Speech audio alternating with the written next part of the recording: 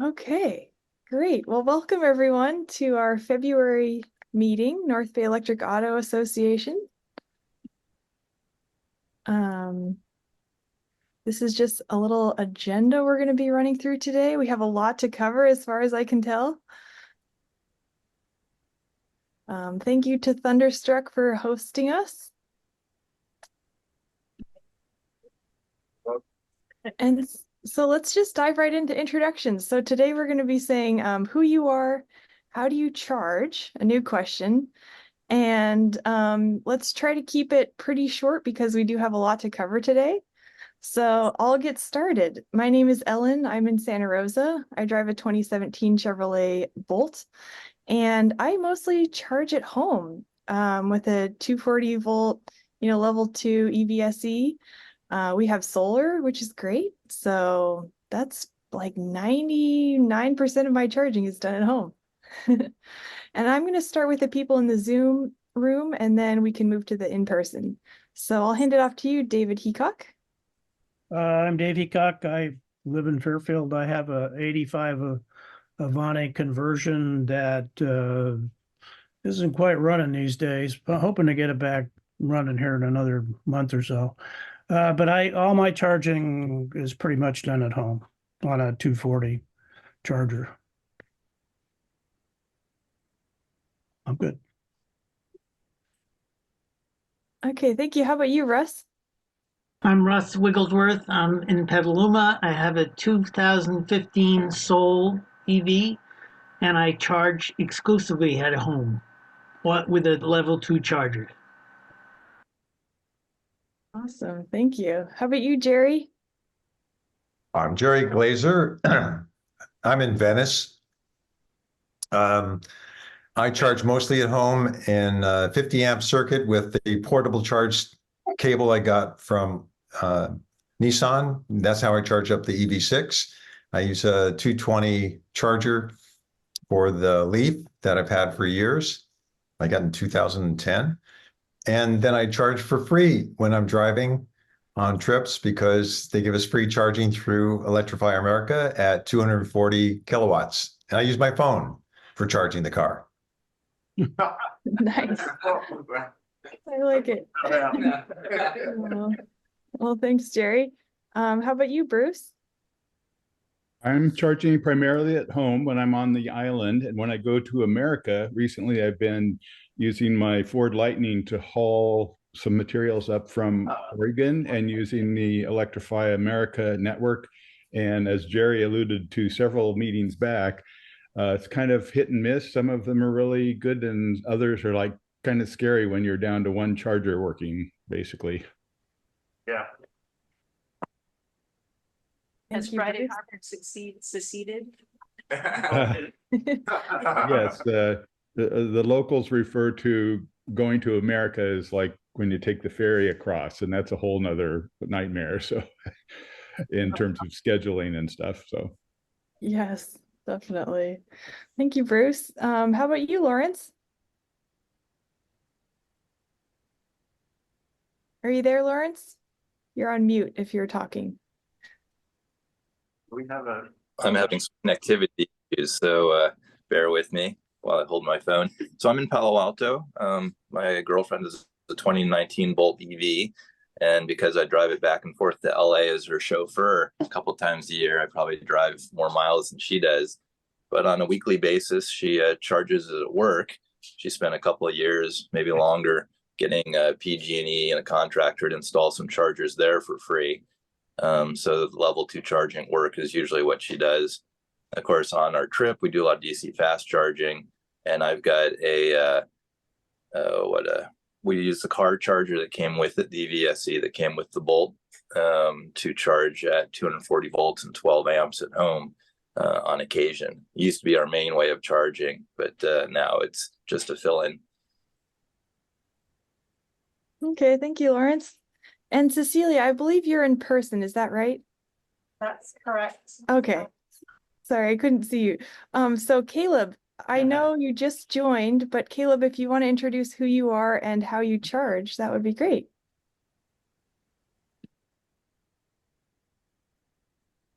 Sure. So I drive a 23 Volkswagen ID4, and mostly, well, so I say I charge mostly at home, but it's probably about 50-50.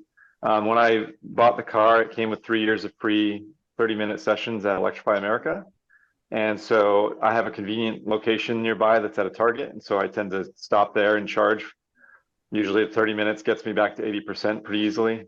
So I do that quite often just because it's free, and electricity down here is, I think I'm averaging close to 46 cents a kilowatt hour. So it's far cheaper to go there to fill it up than to do it here at home. But I do charge at home just for the convenience quite often. So, and the Volkswagen just pushed the update for the 23 and 4 owners for plug to charge. So I used that, and it was much more convenient because Electrify America is notoriously finicky when it comes to plugging in and waiting for that magic window of authentication so you can actually start charging. So. Oh, wow. That's great. Thank you, Caleb. Thanks. So I'm going to pass it to you, Cecilia, and we can do the in-person check-ins. Step over here so you can see me. Hi, Cecilia Sullivan, President NBEAA. I charge at home in my garage using a dryer outlet and a dryer buddy. And I'll pass to Sonia. Hi, everybody. Sonia Carey. I'm President Emeritus, and I'm about to finish that session, I think. And I drive a Model 3. I've been charging on just 110 at home for the last 6 months because I can't decide how I want to fix the problem that arose in my 220 line. It's just an issue with the line. The old 2012 Blink charger's fine. I just have to do some trenching, I think. So it's kind of a big job, or consider charging somewhere else along our driveway instead of in our tractor shed.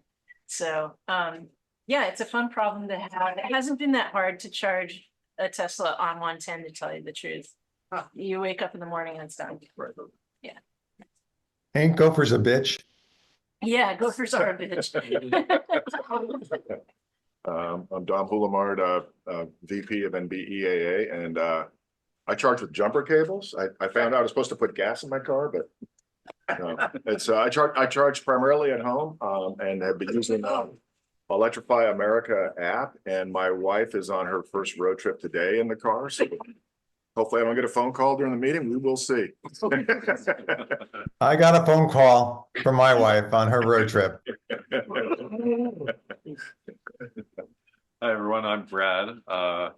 I don't actually have an EV right now. I'm still driving my 2004 Honda Civic Hybrid, even though it's falling apart at about 187,000 miles, but it still gets me from A to B. So I did toss around the idea this week of buying somebody's VW Bug from 1970 that didn't have a motor in it and doing an EV conversion. And I actually emailed Brian Hall from Thunderstruck a few times back and forth this week. But the friend that I was working with decided he was overwhelmed, so we're probably not going to go ahead with that project. But it was fun to, throw around in my mind. Yeah. Yeah. It'll be one of the easiest cars to do. Yeah, I was gonna say you should talk to Caleb about it since he's done it. Mark? Well, hi, everybody. I'm Mark Pierpoint from Keysight. I'm feeling like a total fraud here this morning because I'm still waiting, and I was hoping actually you'd have one here, a flux capacitor that I could bolt into my Lotus 7 without adding 1,000 pounds. In the other shop. It's in the other one. Okay, so if you've got one, we'll talk later. So anyway, I don't do any charging at this point, and but I'm here to talk about charging. So it'll be fun. Very good. I'm Bernie Dolan, and I have a Model 3 and a Leaf, and I have 2 chargers, and one of them has a stuck relay, stuck open. And so when I called JuiceNet the other day, they told me to hit it on the side, the right side.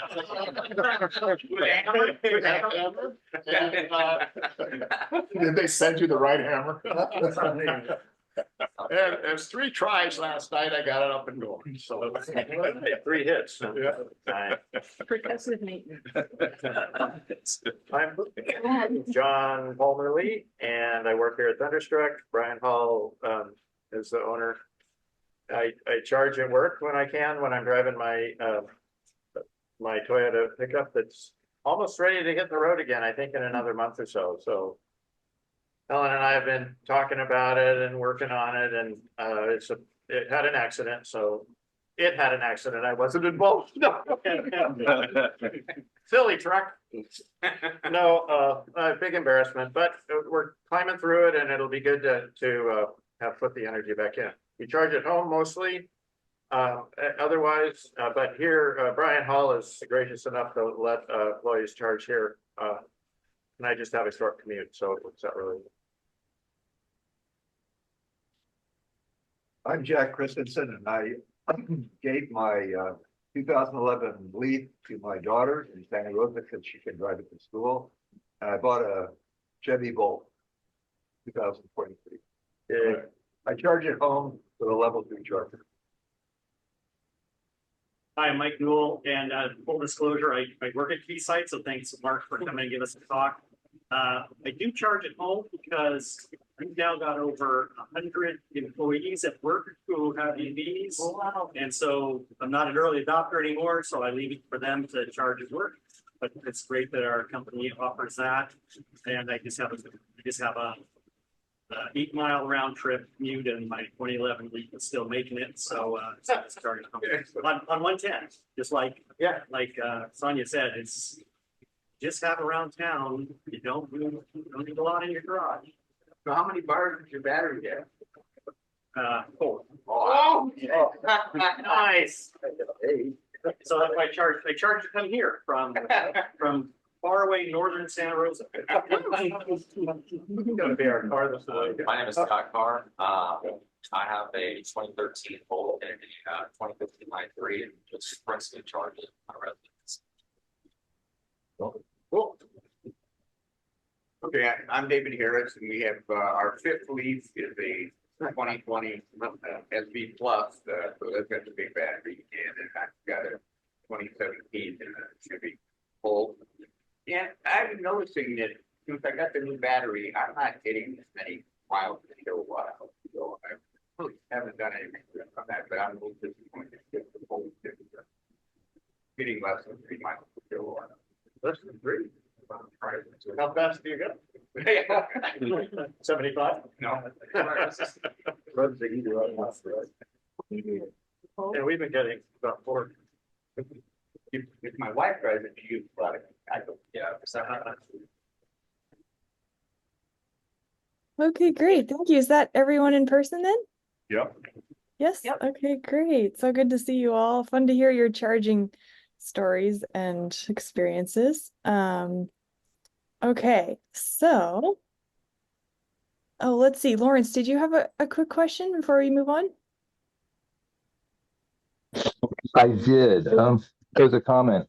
For the person who has a juice box with a stuck contactor, I have an older juice box, and it's easy to take apart, and you can get in there and with the memory cloth or memory file, clean the contactors, the actual contacts themselves, so they don't stick. So you might give that a try if juice box doesn't have a better solution for you. Take it apart and clean the contact. Oh, well. I don't know what a relay, but it's maybe they're not exposed. Okay, so I'm just going to quickly read through the EVA mission, which the Electric Vehicle Association educates and advocates for the rapid adoption of electric vehicles. As you all know, you can find us at nbeaa.org, and you can join the NBEAA Club forum to get emails and updates. There also is a discussion group and a Facebook group, I believe. Let me see if that's on the next page. And Cecilia is amazing. She puts our meetings on YouTube. So if you miss a meeting, you can go and watch it back. Oh, here we go. Here's the communication. Sorry, I got it mixed up. So as far as communication, there are these different groups you can join. The main one is the NBEAA Club at googlegroups.com. This is just about kind of activities and updates. Then there's the discussion group, which is really about discussing EVE topics. And then a news group. And if anyone has questions about these, please reach out to Cecilia. She is really good about understanding those. And then But Cecilia, you should point out that the news group is for you to send an email if you see a topic that maybe should be covered. oh yes, thank you very much. I actually get the groups a little mixed up myself, so I'm glad, Jerry, you hopped in there. Yes, so if you want an article to be submitted for the monthly news, please send it to news@nbeaa.org. We try to keep that as a separate communication line. And Cecilia, do you want to talk through this section? Yeah, sure. So we are in the middle of a leadership transition that'll take place, I think, in April. So our goal would be to nominate this month and vote next month. Is that the right plan?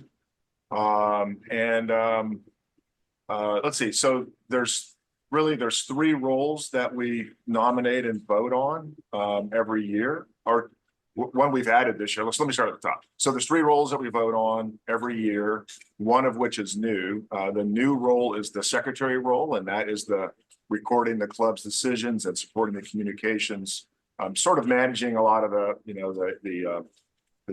the messages that Ellen had just mentioned on that last slide. And that position is open for nominations now. The treasurer facilitates payments and reimbursements, and then manages the budget. And Jerry is the treasurer now. The other position that we nominate now is the vice president, and that's assisting the president in the monthly meetings and then supporting club activities. The president, vice president, when you get nominated for the vice president, it's effectively a 3-year position, because the next year you rotate into the president role. That ensures the monthly meetings occur, lead delegates club activities, of which we've got a good number planned this year. So it should be an exciting year. And then the president emeritus provides the historical knowledge and assists in the club activities. So Cecilia is currently the president, as we've talked about earlier, and Sonia is the president emeritus. And so we are looking for vice president, treasurer, and secretary nominations. And it's okay to nominate yourself, and it's okay if we nominate you. If you're sitting there. If you're not sitting here, you'll just get a sign. Yeah, that's right.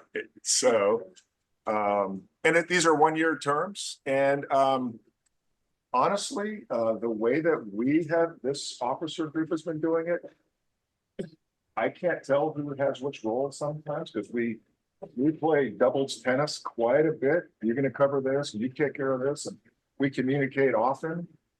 We have officers calls, I don't know, every other month or so, just to kind of make sure things are being coordinated and moving the things around. So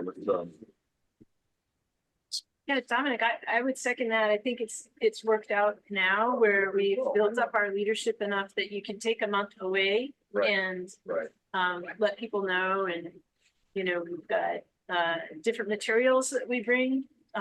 We've gotten out of COVID and we've gotten in person more, which is exciting. But if you nominate yourself, say for instance, for vice president for that 3-year cycle, you can kind of know that you can take a holiday and it won't be a big deal at any point, the way things are right now. Yeah, that's right. Yeah, it's not like when Alan was running. First off, I don't know how Alan did. He did everything. We've taken Alan's job and given it to 5 people, honestly. And so if you see Alan, just thank him for his decade of doing the only officer role.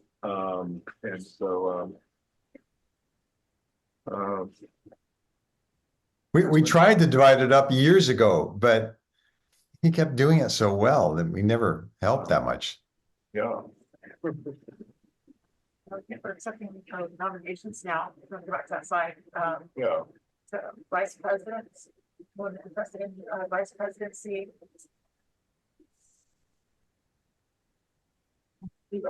I just, I'm considering it, but I can't put myself in yet. Okay, I nominate John. I second that nomination. But I have to. Consideration. Two donuts. No, I have to talk to Ellen and Robin at home. Okay. Another thing you could do is think about the things that are, you don't like about that and let us know, because I think we can be creative. I don't think we figured it out. I'm just going to point out one thing. Finding a vice president at this point is challenging for a specific reason. Cecilia did this so much better than any of the rest of us who have done it. Sorry about that, Sonia, but she really stepped up and has done a tremendous job. Yeah. Yeah. Unbelievable. Yeah.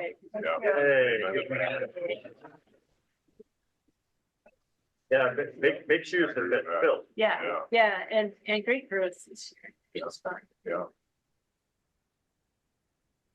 All right, Wow, so having a half of a so we have a maybe. nomination on a. We have a maybe out of 6 instead of 3. We have a maybe. And Brad, you don't have an EV, but would you consider? Because you have lots of good ideas too. Oh, thanks, Jerry. But, I'll pass for now. So the next thing I'll say is that if someone wants to just dip their toe in the water, treasurer or secretary is a great way to dip your toe. Yeah, and I'd love if somebody did a better job at treasurer. I don't like the way things work, and I was not able to change them. Going back to EVA every time that you want to spend $10 and make sure somebody gets reimbursed, I find to be a pain in the butt. And as treasurer, quite frankly, the way their system is set up, I didn't even see the payments. So I'd rather we saw something a little bit better where we actually could have a budget and see where the way the money flows. Is there any kind of way that you've heard where people are, I don't want to sound like I'm evil, but the idea of making a payment to something that then can be put into an account, our own account, would that be possible? Or do we have to verify it and have a receipt and all that stuff? I think we have to explore all of that. Mike is concerned that the nonprofit status would disappear as a result of doing that, but I'm not too sure that's the case. I'd like to get somebody at EVA to say, yeah, you can do that. Yeah, okay. Now we need some direction from current entities, unless we want to become a nonprofit ourselves. I see. Okay. So I guess I nominate Jerry to keep going. He spent a year figuring it out. Yeah. And Jerry didn't figure out anything, and I'd like to not be treasurer. But if we can't find anybody else, I'll do it again. But I don't think I did what I think the treasurer should do. I was pretty much tuned out. Well, now that you know what you should do, we're good to go. Oh, just say it, Jerry. Well, land with you. I can do treasurer for the year if you want. Yeah, why don't you do that? there you go. Yeah, there you go. All right. How did you get 75 bucks out of it? Because the EVA has a process for reimbursement in which you fill out a PDF and you submit a receipt and they pay you on bill.com. So, Jerry's pointing out some of the downsides of that are that it's a little opaque. You could take advantage of it if you wanted to. And we don't have a lot of process internally around it either. And it feels like a pain, but it does work. And so it would only be about improving upon it. But, we'd love to reimburse Mike for donuts if he ever allows us to. And we could, Yes, okay, sounds good. Yeah, and we can pay for Earth Day and things like that and get reimbursed. Sounds like Sonia knows what she's talking about. I think this is great. I like that. All right, so we got at least one solid person for treasurer. Secretary, government president's secretary. Do we have anyone interested in secretary? Cecilia, so you have in mind for secretary, sending out the communications, taking maybe the video and whatever else, doing the postings, and maintaining the files. You don't want to have minutes from the meeting, do you? I'm not necessarily thinking about minutes, we have the recordings, but taking notes of like votes and follow up on make sure that is remembered by people who are supposed to do something about it. But yeah, it's open to like, negotiate like how much one wants to take off of it all. Is it, I mean, one thing that might help since it's new is to have it, that all listed out, the minimum responsibilities and then expanded responsibilities so that we could kind of look at that. It might be nice. And I can understand the reason for the role is that the person who took care of this last year was Cecilia. Yeah, it makes for more work on the, on the president. There are 3 emails a month that need to go out, and the minimal, kind of documentation stuff that sometimes ends up in a presentation slide, right? Like a lot of times the documentation is you create a presentation slide and you let people know, here's how people voted, etc. And so I think some of that was happening organically, but this way, a secretary might pay more attention to like just I almost forgot the day before reminder. Oh, yeah. I could consider it. I'm not sure yet though. I'm a maybe for it. It's 2 halves. That's good enough. I think it's good enough for now. We have 2 halves. All right, we're gonna get 1 full Parmalee out of this either way. So wait, it's a family of halves? Is that what you are, a family of halves? Yeah, John and I will be one person together. And John, I hope when we're flying the plane, you'll fly the plane, not just half of the plane. My half. Does that feel good for now for I think the so. officers? Okay. Yeah. Okay, announcements and events. Oh, this is exciting. I'm excited about this slide, but maybe can you talk about it, Cecilia, or do you want me to talk about it, or? People hear me. Yeah, I can talk about this one. So apparently 4,600 dealers have written a letter to President Biden to scale back environmental regulations. And those dealers claim to represent the voice of the customer. Oddly enough, that was aligned with the Alliance for Automotive Innovation, which is just the irony that they're pushing against the new technology areas. Innovation. Yeah, go figure that one out. They're asking for a reduction in EV targets. So if I remember, Biden wanted to have a certain number of cars by 2030 and some other targets in 2035 and so on. But the fundamental belief system that the buyers don't want EVs, completely ignoring the fact that EVs are the fastest growing portion of the market right now. That the numbers are still quite good, probably less than the manufacturers that had rosy expectations of following Tesla's lead, but nevertheless, the market's growing quite well. They ask from the Electric Vehicle Association is to sign the petition. I think that's an individual signature is what they're asking for. So I don't think that we in the North Bay really add much to it. It'd be better if we as individuals sign a petition and send it back out to support an all-electric future. So the letter is going to be on that link there. You can see it.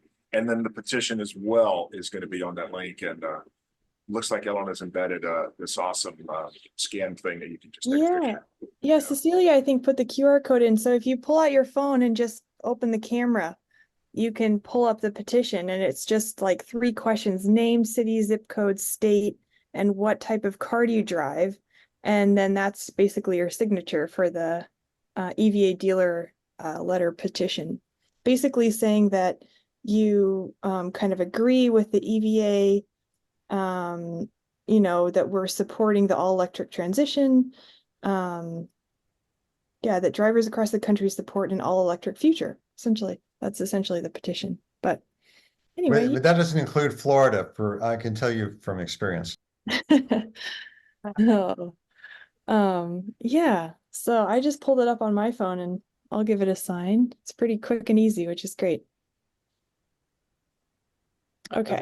Does anyone know if there's any exposure being done about the reason behind the dealers doing this? This probably means they're scared to death they're gonna lose their business. I mean, Well, about 40% of a new vehicle dealer's revenue is the service side. that's That what might I'm be a major saying. concern. Yeah, I mean, if they think they're going out of business, then yeah, they're screaming and hollering, right? You know. Well, and it's about profit margin, right? Right. So they're really petitioning to have greater profit margin. Oh, I see. So this is a message to the manufacturers. Yeah. Well, that was the, yeah. There are, the letter is arguing in favor of ignoring voice of the customer, but they got the manufacturers tied into it, so it doesn't really, you should read the details on it. It doesn't, okay, their arguments don't make a lot of sense, but Makes sense. yeah. But I will point out, being on the other coast at this point, I've seen one Tesla. I just saw today an EV6 and one Rivian. That was I've seen thousands upon thousands of cars here in Florida. Those are the three electrics I've seen so far, one each, in driving several hundred miles. What's the price of gas in Florida? It's about $3. So the price of gas is low, and I've talked to multiple people, including I went to a dealer, and he said, well, nobody's buying our EV. Now it was GMC, and all he sold was Humvees. So that might be part of the explanation. But every time I talk to somebody here, well, you know, they don't work.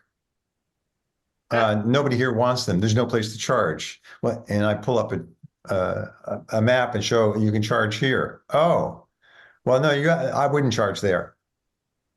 So, yeah. Bad electricity.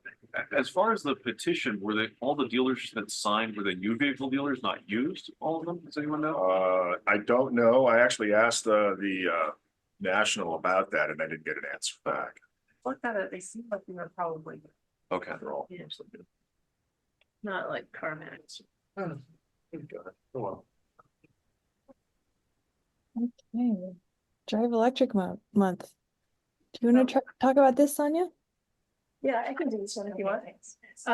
So we have Drive Electric Month coming up, and we have events on April 20 of 2024. And we'd like to have some presence in Ukiah and also in Santa Rosa this year. So we have some ideas and we need some volunteers to help out. We've got the preparation for these events to like sign up for the spaces and coordinate people. And Cecilia has asked for captains for Ukiah and Santa Rosa, just kind of manage the preparation.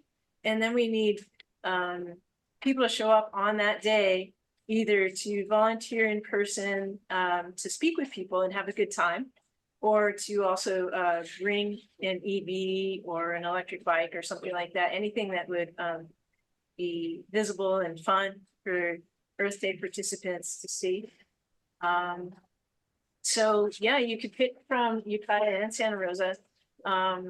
Should we start with how we might want to field the captains and prep first? I'll be in Ukiah, but Okay, great. How far is Ukiah? about from here, it's like hour 5 minutes, or at least from my house. So it's like 60-ish miles or?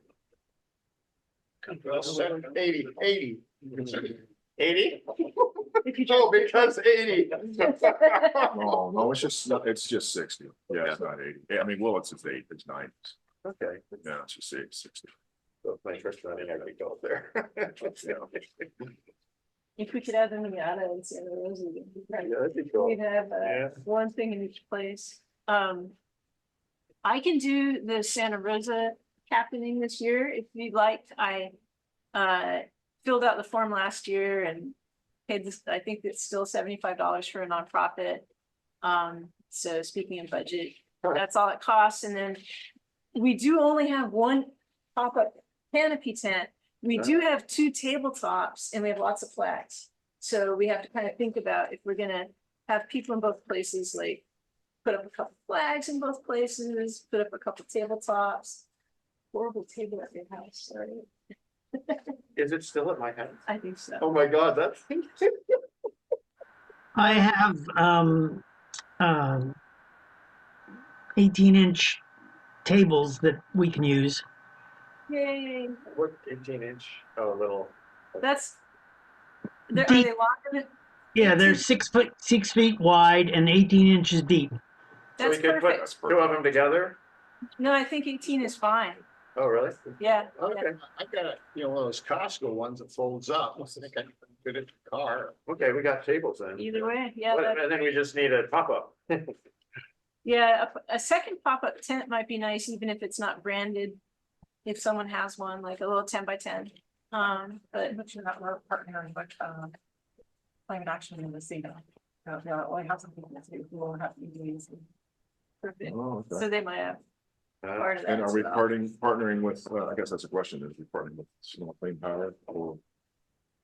We hadn't in the past. We I could guess ask we need to do. Grant or Sean, but what we do is we just do our own thing because everybody's kind of got their own deal going. And I think Sonoma Clean Power, they tried to draw people up to the design center from the courtyard, and it didn't work that well. I think for them, they should probably just get their own space that day. I think you're right. That was for, last year, that was for, Yeah, that was in September. Oh, right. They did the September thing up by their spot. By their spot. Worked great. I thought that worked great, Yeah. but the spring thing didn't work as great for them. But I wonder if we can get product literature, flyers, marketing literature from each one of the dealers in town. I know Mike tried to get all the dealers or had gotten all the dealers in for one of these meetings, but I wonder if it would just be worthwhile having that material sitting on the table too. Would that be good or not? well, I like the EV one sheet that the Electric Vehicle Association does. People took that like hotcakes, you know? That the one with a list of all the hot needs would be the more. Yeah. I like that too.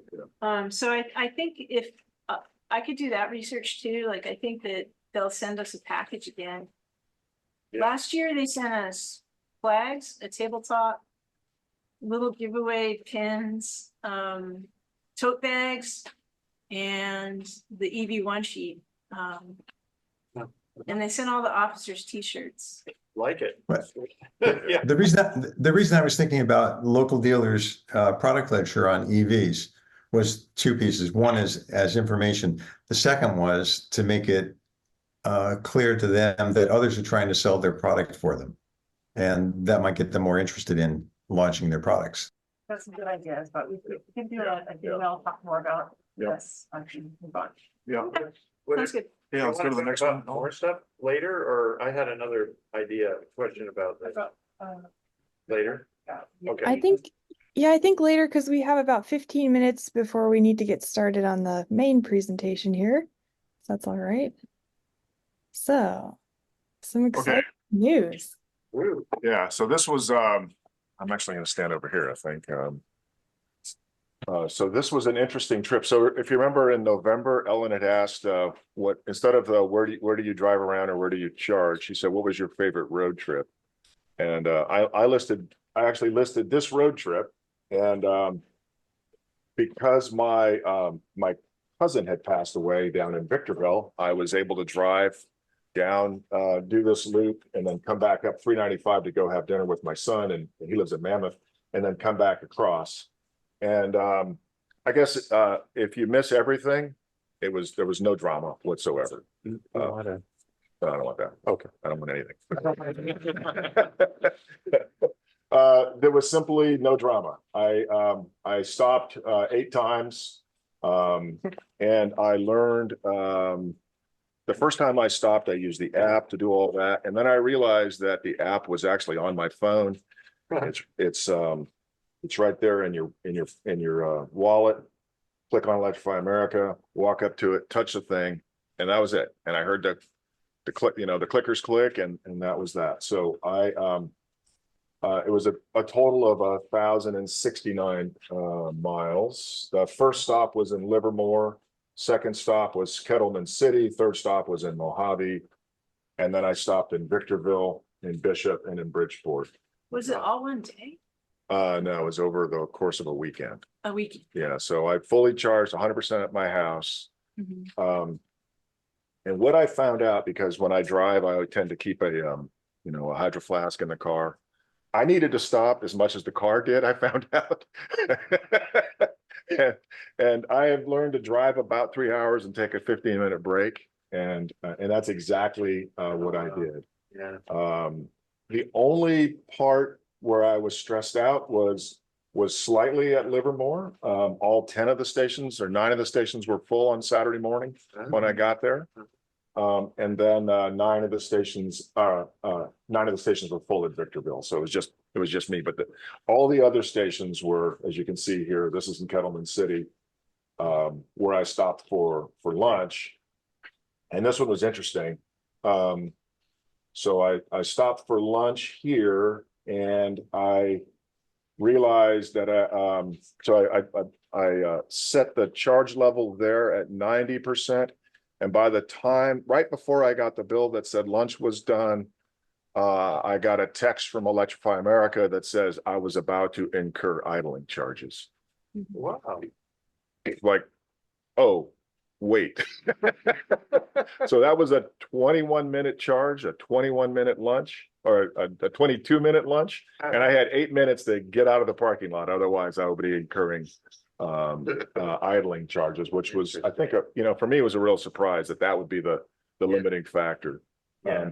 When I stopped at Livermore, this is actually at a mall. And by the time I found coffee and all those things, by the time I got back, the car was good to go. And that was the case in every one of these spots. So if you go to the By the way, for my road trips as well, Tom, that's my experience, is I can't get the coffee, drink the coffee, and have a snack before the car is done charging. Exactly. And I've never really timed that at a gas station or at a rest stop, but it's about 15 minutes. And if you go to the next slide, I think I get into more of those details here. So, charging time in Livermore was 13 minutes. I stopped in Firebaugh because, like I said, I needed to stop. And I thought, well, since I need to stop, I was going to plug it in. I charged for 4 minutes. Kettleman City is where they kicked me out. I charged for, looks like 22 minutes, 12 minutes in Mojave, 20 minutes or 19 minutes there. And the rest were just super, super short. Placerville was the longest because the charging spot in Placerville is it's in downtown Placerville, but there's nowhere nearby to go get a cup of coffee or a snack or anything like that. You actually have to, go to a restaurant, and they're most of these places are just not set up yet for, quick in and out. So I learned a bunch of things. I talked to as many people as I could at all the stops that were willing to talk to me. And I asked them their first question, how's your EV experiment going? Because, we are still on this Electrify America. We're still in sort of early days here, quite honestly, right? The first one was that not everybody understands 80/15 charging. Most people are expecting to gas station charge 100%. So they're sitting at those stalls twice as long as they need to. And they don't understand that you need to just stop at 80 and keep going. This is hummingbirds, not camels, right? We're hummingbirds, not camels. And it's widely misunderstood that people are wasting. And I was able to program that into the Kia because you can set the level of charging that you want, 80, 90, 100, 70, whatever you want to do. And whenever I set it to 100, I would usually add an hour or even 2 hours to get the destination. Whereas if I charge it to 80, I was there much faster. Yep. Sorry, Madame, I'm one of those people because when I'm plugging in, I go from 10 to 90 usually, but often I get past 90 because it's still loading up at 25 kilowatts. And I'm going, well, 25 kilowatts is pretty reasonable rate. That's that's about 90 miles an hour that you're loading in. So I do the extra 10 minutes and I load it Yeah, up. yeah. To each your own. I mean, it's that's certainly a way to do it. The other thing, like I said, I tried to talk to as many people as I could. And like someone talked about the Ford, I think it was Bruce talked about having his Lightning. I didn't know this, but on the Fords, it's like the Teslas. You plug it in and it charges. Whereas the Kia is not like that. But it will be. It's going to will be this year. Yeah, but that meant that the Ford people didn't have Electrify America app on their phone, and a lot of people didn't know about a better route planner, and they didn't know about plug share. And I talked to one guy in Victorville, and he said, "I sure wish there were more chargers." And I said, "You should look at your phone on plug share. What is that?" And I showed him on PlugShare that he was in Victorville, that he was surrounded by chargers, and he had no idea that they existed. This guy was driving a $105,000 Mercedes EQS, and he didn't know that he had access to all this charging. And He was limiting himself. he was limiting himself. And I also learned that a lot of urban users, they're only fast charging for whatever reason. They're even in a multi-unit, or they're taking advantage of what Jerry mentioned earlier, the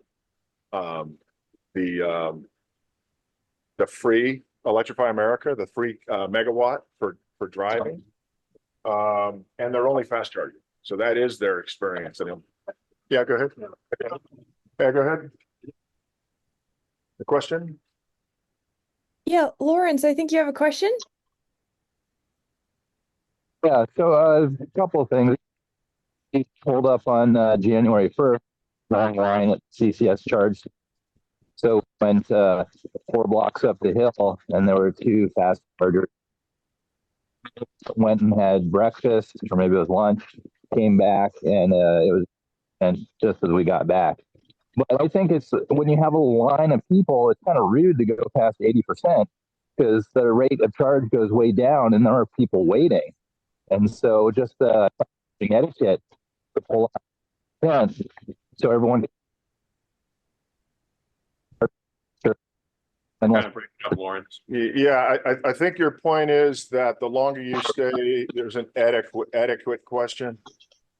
I'm certainly not going to pass judgment in public to other people because I don't know what their charging situation is. I don't know if this is their last Cooloom. I'm not going to go there in public. The other one was, like I said, they didn't really figure out the monetization potentials here. So Mojave had 4 fast chargers, and there was no place to get coffee. It's literally in the middle of nowhere. There's a hotel there, and that's it. And there was no place to get coffee, no place to get a donut. It seemed like a no-brainer to me that they could make $8 per person just by walking in and saying, "Do you need coffee, juice, piece of fruit, something?" Yeah. And, something. I was very impressed with the Kia app. I was able to dynamically dial in how many minutes I wanted to spend at a place. And I don't know if I'm sure the Tesla does that. I'm sure they're getting all this stuff from Tesla, but I was very impressed at how it planned out all the routes. As an example of that, I failed to account for the 15% cold weather degradation in my initial a better route planner game plan. And the Kia app it just fixed it dynamically. It was not even it was just updating. It was just great. And it would update sort of dynamically as I went. And then the downhill from Tahoe was just awesome. Because I'm going like 50 miles and the range hasn't budged. I mean, it's like riding a bike downhill. It was like, oh, okay. So I really enjoyed that. Did you charge in Tahoe? I charged in Bridgeport. Okay, so you didn't get to the top with No, I didn't go to stop. The guy next to me in his Lightning, he had charged at Tahoe, and I wanted to get I forgot why I wanted to go to Placerville, but I was trying to get to 88 to 89. A lot of those roads are closed, but Highway 50 was absolutely I've gotten all the way home from Tahoe. Yeah. One charge. Yeah, that's what the Lightning guy was going to Napa, and he says he generally gets home from in a Lightning, which I think a Lightning is about 220 miles of range. He said he generally gets home from Napa on one charge from South Lake Tahoe, because he does that. On his truck bed. He had a camper shell. Oh, yeah. He had a camper shell. Yeah, I was curious. 'Cause Yeah. Not very Yeah. aerodynamic. What he didn't have, because he's been so used to plug and charge, he didn't have the Electrify America app, and he was the only guy I ran into with an issue. And he was actually on the phone with Electrify America, and they turned it on for him. But right after that, he had downloaded the app. I made it to Napa from Tahoe City, and the 860-mile Leaf with 20% left. 806. The last thing I wanted to talk about was just on max charging speeds here. It was all over the place, honestly, and I still don't understand why or how, but the best I did was 237. 237 kilowatt hours. Kilowatt rate, thank you. And the worst I did was 79. So go figure. Go ahead. Were the first two stops at the very beginning of your trip? Yeah. And were they sequentially? Yeah. Your battery wasn't hot. No, I had the battery conditioning modules. Is your rear wheel drive? E6. Yeah. You don't have a battery heater in this. I do. Are you sure? Yeah. Okay. Yeah, I saw the little resistor come on. Okay, Yeah. the Ioniq 5s don't have it on the 2022s, but 2023s rear wheel drive variant. So I didn't know if Kia. Yeah, the EV6s do. Yeah. Do you think it's older equipment with them more in Fireball because they're closer?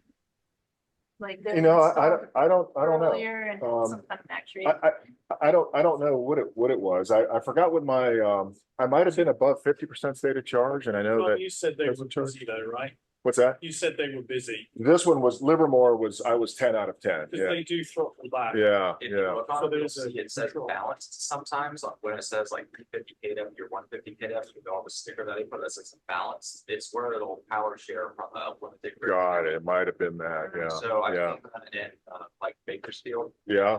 But some of the other places with a more robust grid connection don't have that. And typically you go get the full rated speed of the vehicle. Okay, well, that's good to know. Okay, so the thing I didn't write down was when I came back, I had to take my Kia in for service.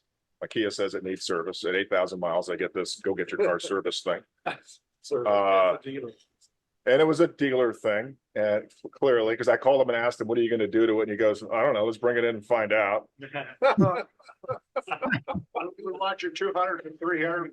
So it was $75, and they rotated the tires, which sounds about right. Yeah. And they measured the battery voltages, and they were testing the battery condition. So I don't know what that means.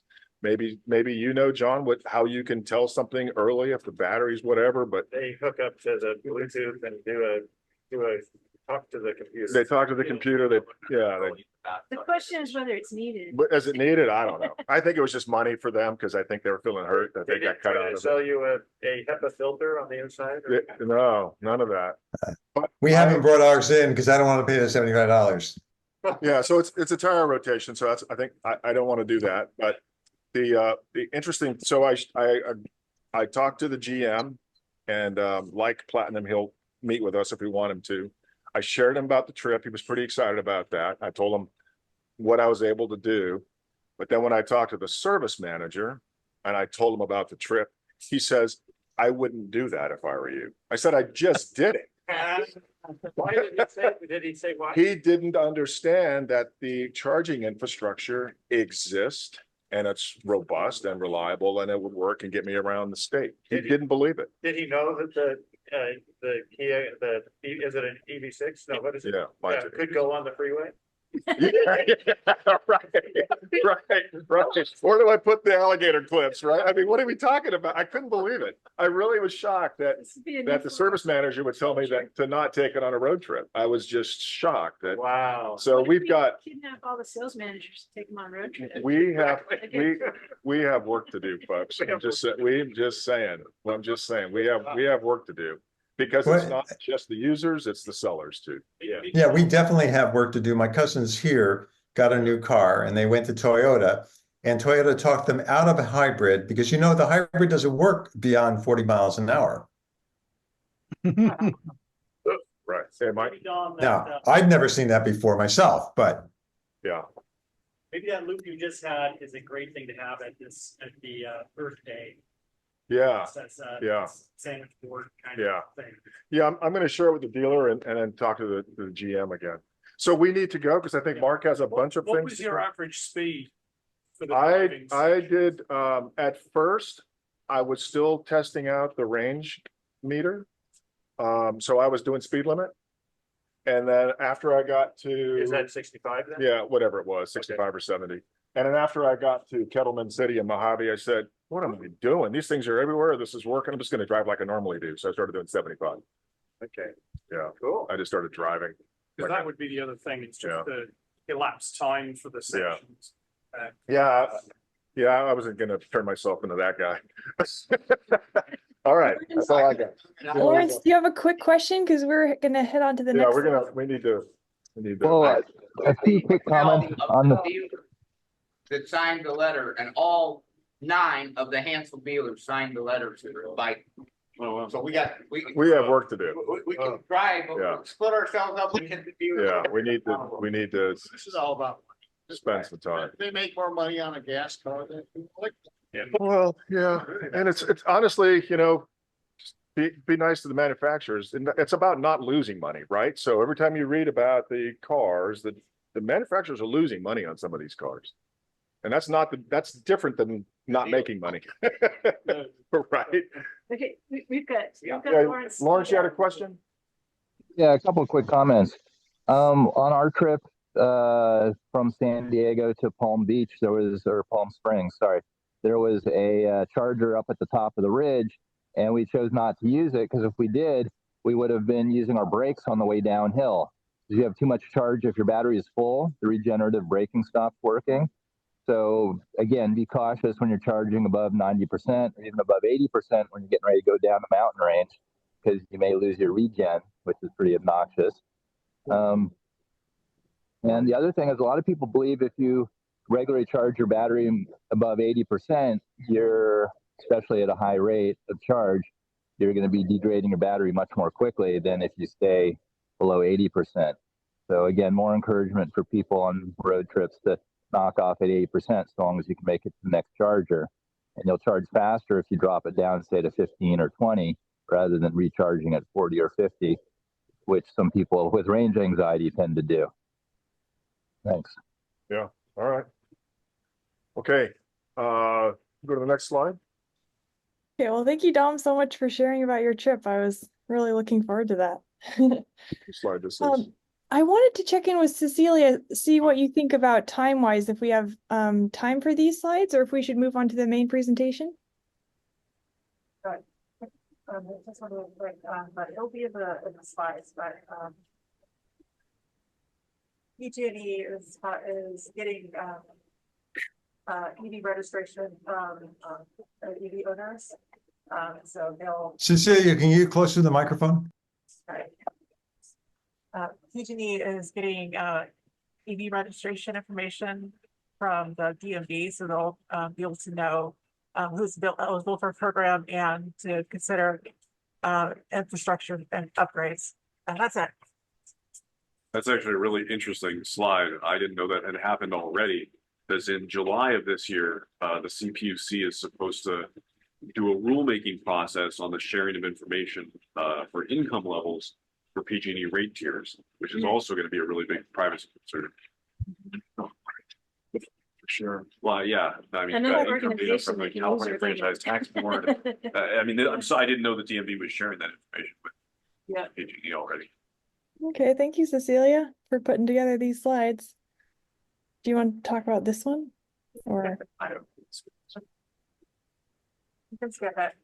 oh, skip it. Okay, sorry, couldn't hear you. Oh, yes, this. Do we want to talk about this now or maybe at the end? I just want to make sure. Yeah, Yeah. at the end. At the end? Okay. Okay, great. So Keysight Technologies is our main presenter today. And I'm wondering if I should share the slides or if they want to share their own slides or what's Yeah, going on? if you could share them, Ellen, that'd be great. So, Okay. yeah. So Keysight, as you guys all know, is a local company, and they identified a major market area of battery or of vehicle electrification in all aspects, right? Both the charging side and the vehicle test side. So Keysight makes test equipment, and they have test equipment in all aspects of vehicle electrification. So Mark and I met about a year ago, and I asked them to share what you guys are doing, and here we go. No, thanks, Tom. Yeah. Seems like a good idea at the time. Yes, that's all right. You know, it's one of those things as you get closer to the date, it's like, oh God, why did I say I was going to do that? So just to say hi, my name's Mark Pierpoint. I'm actually a senior vice president at Keysight Technologies. I'm responsible these days for strategic innovation and partnerships. So I've run many different pieces of the business. I think Mike and I have kind of bumped into each other through our careers. And we've been spending a bunch of time looking, where I spend my time is looking at new markets, new opportunities for the company. So we moved into the county. As you probably know, Keysight was originally HP. So we claim the original garage. Everybody else wants a garage now because it's cool. But we moved up here in 1973. So it's what, 50 years that we've been in the county. Been lots of ups and downs. Those of you who've lived here a long time, we used to manufacture in Roanoke Park. That's kind of been and gone. It's now outside. So anyway, there's some other fun things to talk about elsewhere. So this, I think, is a PDF. If you're sharing it, it should work as a slide. Hold on. I'm sorry, it's just automatically going, so just give me a second here. Okay. Well, you can play with that in the background. I'll talk for a few minutes. So what I was going to talk about today, Dom and I got chatting because as you've kind of been, it's interesting to hear the conversation from EV owners. I think one of the big things, whether you believe Elon Musk is a genius or not, I'll leave that to your own decisions. But one thing he did clearly think about very early on was, if you've got an EV, it's about the charging network. It's about the infrastructure and how can you get from A to B. And everybody else is trying to replicate that right now. And so you've seen Electrify America's come on board, but about 3 or 4 months ago, 7 of the major car manufacturers announced a joint venture to really go after this big time. It's going to take a lot of time and effort. As we've already heard, charging stations change their performance because the grid actually, when you put those in, they want to be able to throttle those charging stations. Not just because they may be busy or not, but if there's a heavy load on the local grid, they don't have the infrastructure to feed them. So I'm going to talk to you a little bit about what's going on in general around, you know, renewables, where that fits in the big picture, and kind of lead into why we think there's a big energy transition coming and the types of things that we're doing for that. And then I think we'll touch all of the other areas. The other piece I'm going to talk to you about today that Dom really, I think, was very interested in was the whole shift to plugging your EV into the grid and charging your house or acting as a battery. And so those of you who have solar, you probably know you need to have some storage if you want that to be really useful, especially when PG&E did what they did to us this week, which is don't have us powered up for 3 days, which is you need a battery first and foremost. But then... Are you saying Keysight was down for 3 days? No, we weren't at all. No, at home. I mean, you know, the usual challenge in the back ends of Santa Rosa, right? But, you know, you buy a battery from Tesla for your house, you know, the modules that you see around the place, 13 kilowatt hours, and I think it's roughly $10,000 for 13 kilowatt hours. Yeah. You buy an EV, I mean, a Lightning truck has, what, 110 kilowatt hour battery in it? And you could argue you get it for free in terms of your house use. Yes. No additional. I'm sure somebody in marketing is going to take that on. So, Well, let's jump in. Do you think you've worked out the PDF slides, or you could just scroll through them? What can we do to help, Ellen? You got it? Just 1 second. Sorry, I almost have it. Sorry about this. Let me share this. I mean, you could just scroll through that. You don't need to. You can minimize the left and Okay. scroll through it if you want. I think if I enter full screen, there we go. There Sorry we go. about that little glitch. Okay. Oh, you're good, Ellen. So let's just kick off. I've got some kind of big picture slides for you that we've been looking at. No surprise, these are the forecasts for electric vehicles over the next 7 or 8 years. 5 times. That number starts to appear an awful lot, right? So 5 times the number of electric vehicles, Right. 5 times the charging infrastructure. Just roll that whole thing through. Let's go to the next Oh, slide. and Mark, are these annual registrations? No, this is Total cumulative, I think, but I'll double check that for you. But It's heading up. just a quick quiz. How many of you know how much power is generated annually For the world? Well, for the world? Dom said it went down 1%. It roughly follows GDP. In the trillion kilowatt hours. 500 trillion kilowatt hours, roughly. Lots.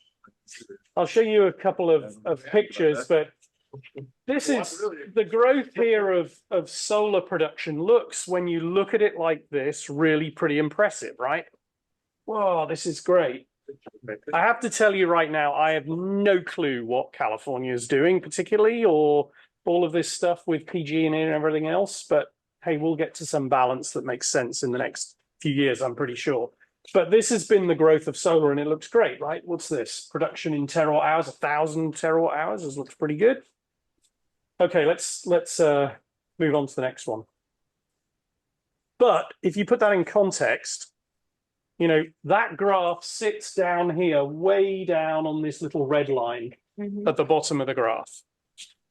It's a tiny drop in the bucket in terms of what's used to generate that electricity.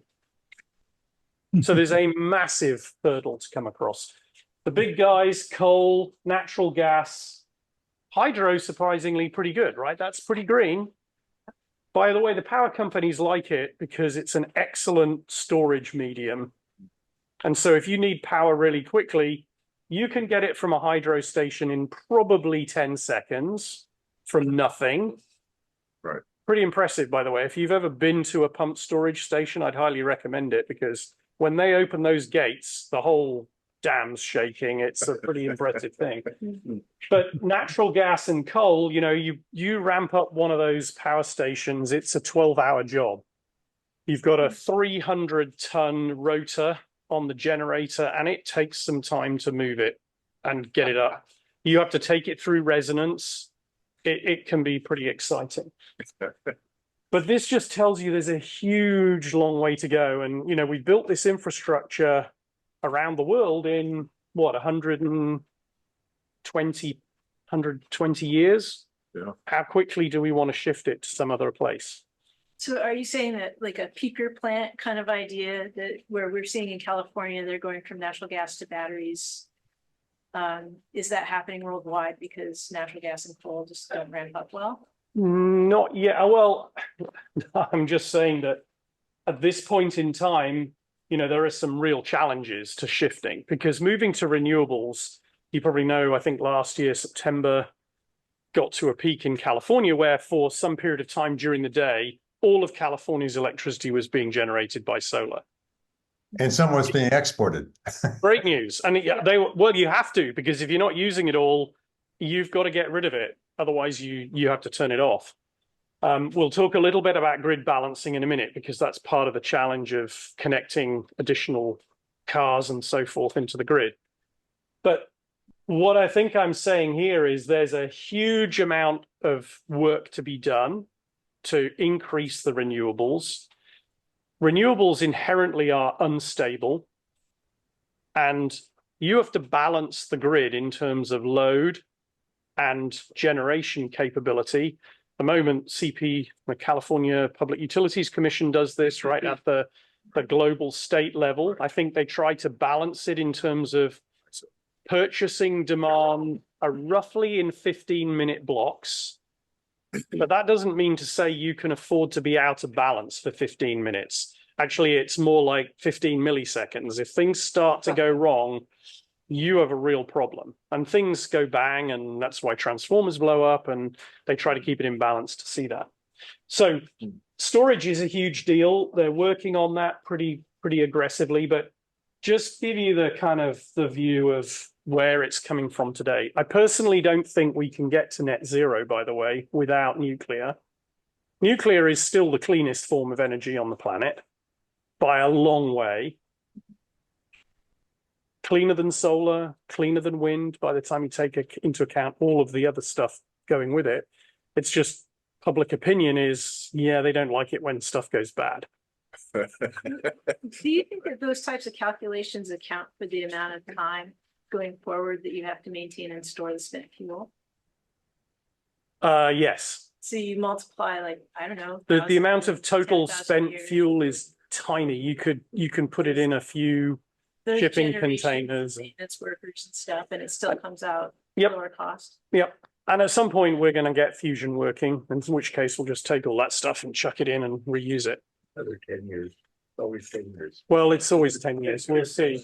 Okay, let's go to the next slide. Yeah, that's a good. If we don't pick on 10 years.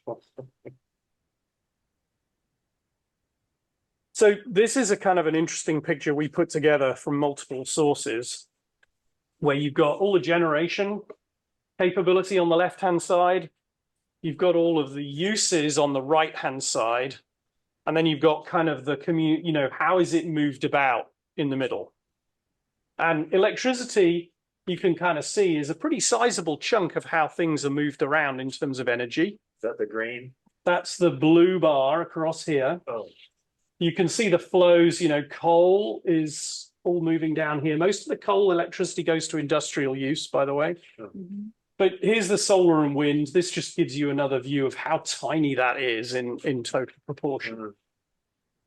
Hey, Mark, the one thing missing from that is the Lawrence Livermore diagram, which is comparable to this one, has a second piece where they have the amount of energy thrown away and wasted, which was very interesting. Roughly 60% of the energy that we collect, we throw away as waste. And that's kind of amazing. That's one of the reasons for electrifying everything. Well, so let me just build on that, because one of the other observations is even in the electrical use and generation, we throw 50% of what we generate away. In heat or in what? Transmission losses. Yeah, I mean, even though everything's much more efficient with electricity, right? We talk about 90% efficiencies plus and so on. But by the time you add it up, it's still, by the time you do all of the conversion of voltages to transmit the power from the central power stations out to where it's used, then yes, there's a ton of heat and waste. But that's also true for all the other sources, isn't it?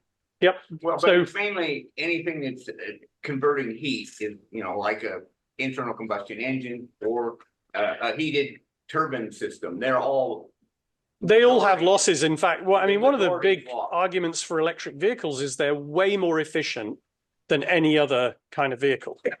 The fact that the energy source today is a quarter of the energy density of a gallon of gas is the fundamental problem. In other words, you can't just put enough on it, but an internal combustion engine is maybe what, 35% efficient, the really good ones. Or like 20 to 22. Depending on what engine and how finely tuned you have it and so on. Yeah. But yeah, so great point. Don't forget that this electricity transmission through here is a big loss factor. So let's go to the next slide. Lots of things that you can read about not keeping pace. Some of the reports I've seen are that we need to basically 5x the amount of electricity that we have available to us. Clearly, the grid won't work for that. Lots of other things that we've got to consider, but huge amounts of work to be done here. Okay, let's move to the next one. I want to spend a little bit of time on this one because fundamentally, given all of the things we've talked about so far, the electric grid is going through a massive transformation. So you probably don't see this from the user standpoint, but huge amount of transformation going on. And most of it is around things like shift to renewables. We've already talked about the requirement for storage. So if you go down to just north of Monterey, where PG&E have their kind of, research power station there, what is it, Mill Creek or Moss Landing? Moss Landing. They've got acres of stationary storage they've been putting in, lots of fun things that they're playing with. And all of it is to address this storage issue, because we got lots of energy during the day. Many of you know about what they call the duck curve of energy generation. The issue is that 5 to 9 p.m. big demand curve before it goes to nighttime. So huge amount of storage issues. The other thing is that the grid was always built to be a one-way vehicle, like a pipeline.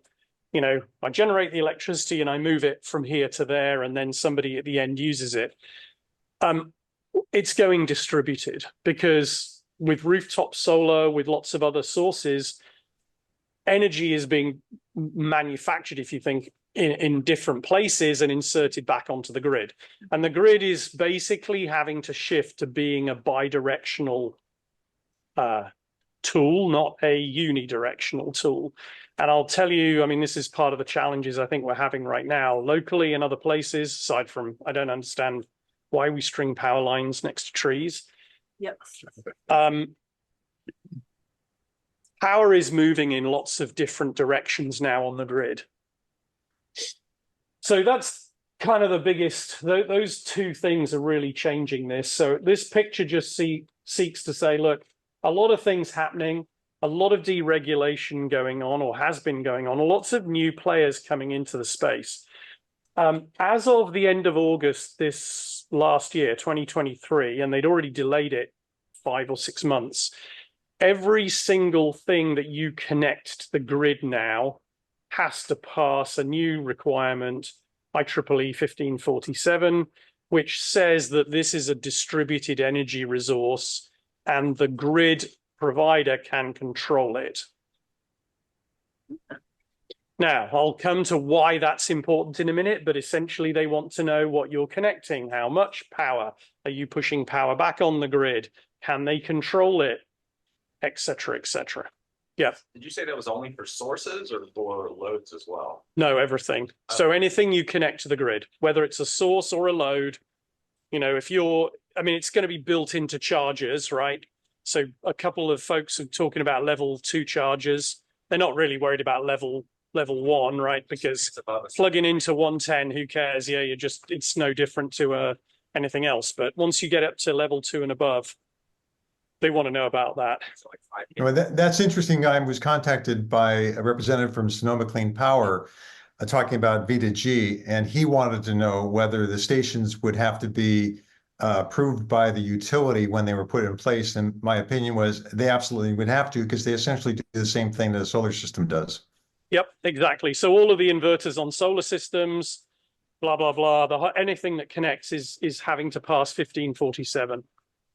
So what about existing technology out there? They're grandfathering a bunch of stuff in, but at some point, my guess is they're going to, as soon as you touch it, like, oh, I'd like to add a battery to my solar system, right, they're going to come in and force you to upgrade. Yeah. And it's all to do with this backwards and forwards and managing the power and the load. So lots of things on grid compliance. I'm going to talk a lot about that in a minute, where that goes. But what it essentially means is that you're adding communication into a lot of this. Huge concerns and worries about cybersecurity, because now you can imagine if somebody could get hold of a whole suite of these things remotely and then change how they perform, they could actually take down the whole local grid. So securing, monitoring, so on is going to be a big deal. Okay, let's go to the next one.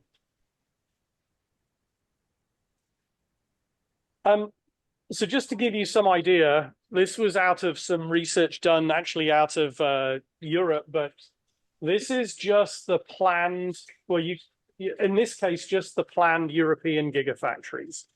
So these are large-scale battery factories planned for Europe. I think there's probably 80 gigawatts here just on this one page.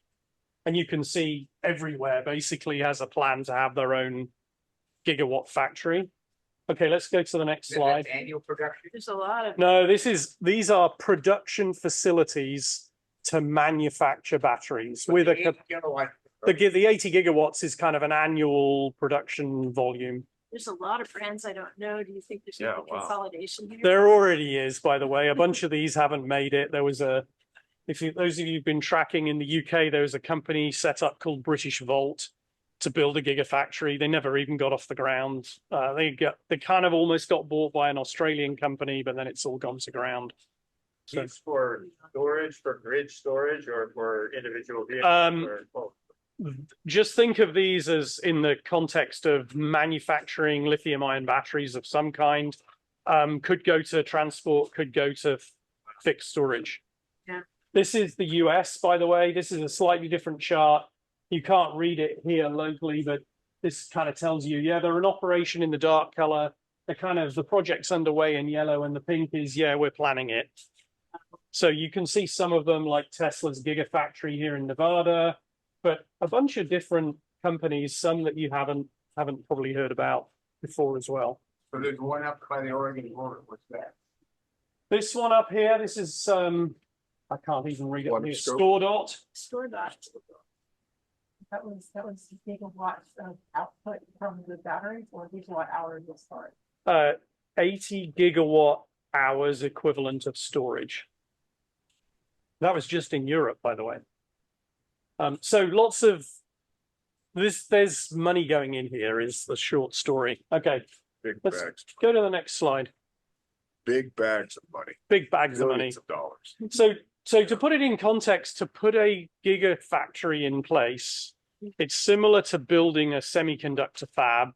You're talking about, it's not quite as capital intensive as that, but it's close. We're talking somewhere in the region of $2 to $3 billion.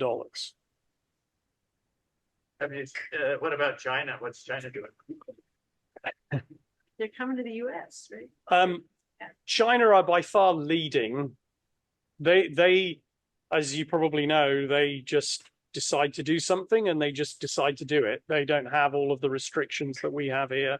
You know, I mean, one of the challenges we have for charging in this country is if you want to put a multi-megawatt substation in place, it's something like an 18-month timeline just to do the planning, and before you're likely to get the feed.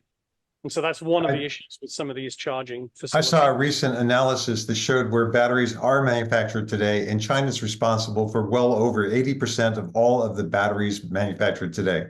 Yep. Yeah, when we met with Platinum Chevrolet last month, they said that they've been trying to get a drop there, and there's not enough electricity on the grid to provide the drop that they're asking.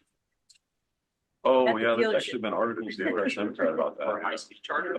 Not so much about dealerships connecting to higher levels of charging, but to commercial buildings. Yeah. Like actually over in the airport business complex. Yeah, that's right. Yeah. That's been going on for a few years. Yeah. We've told the story multiple. Sorry, go ahead. Okay, we've told the story multiple times. Caleb and I worked for a company that deployed electric buses and trucks.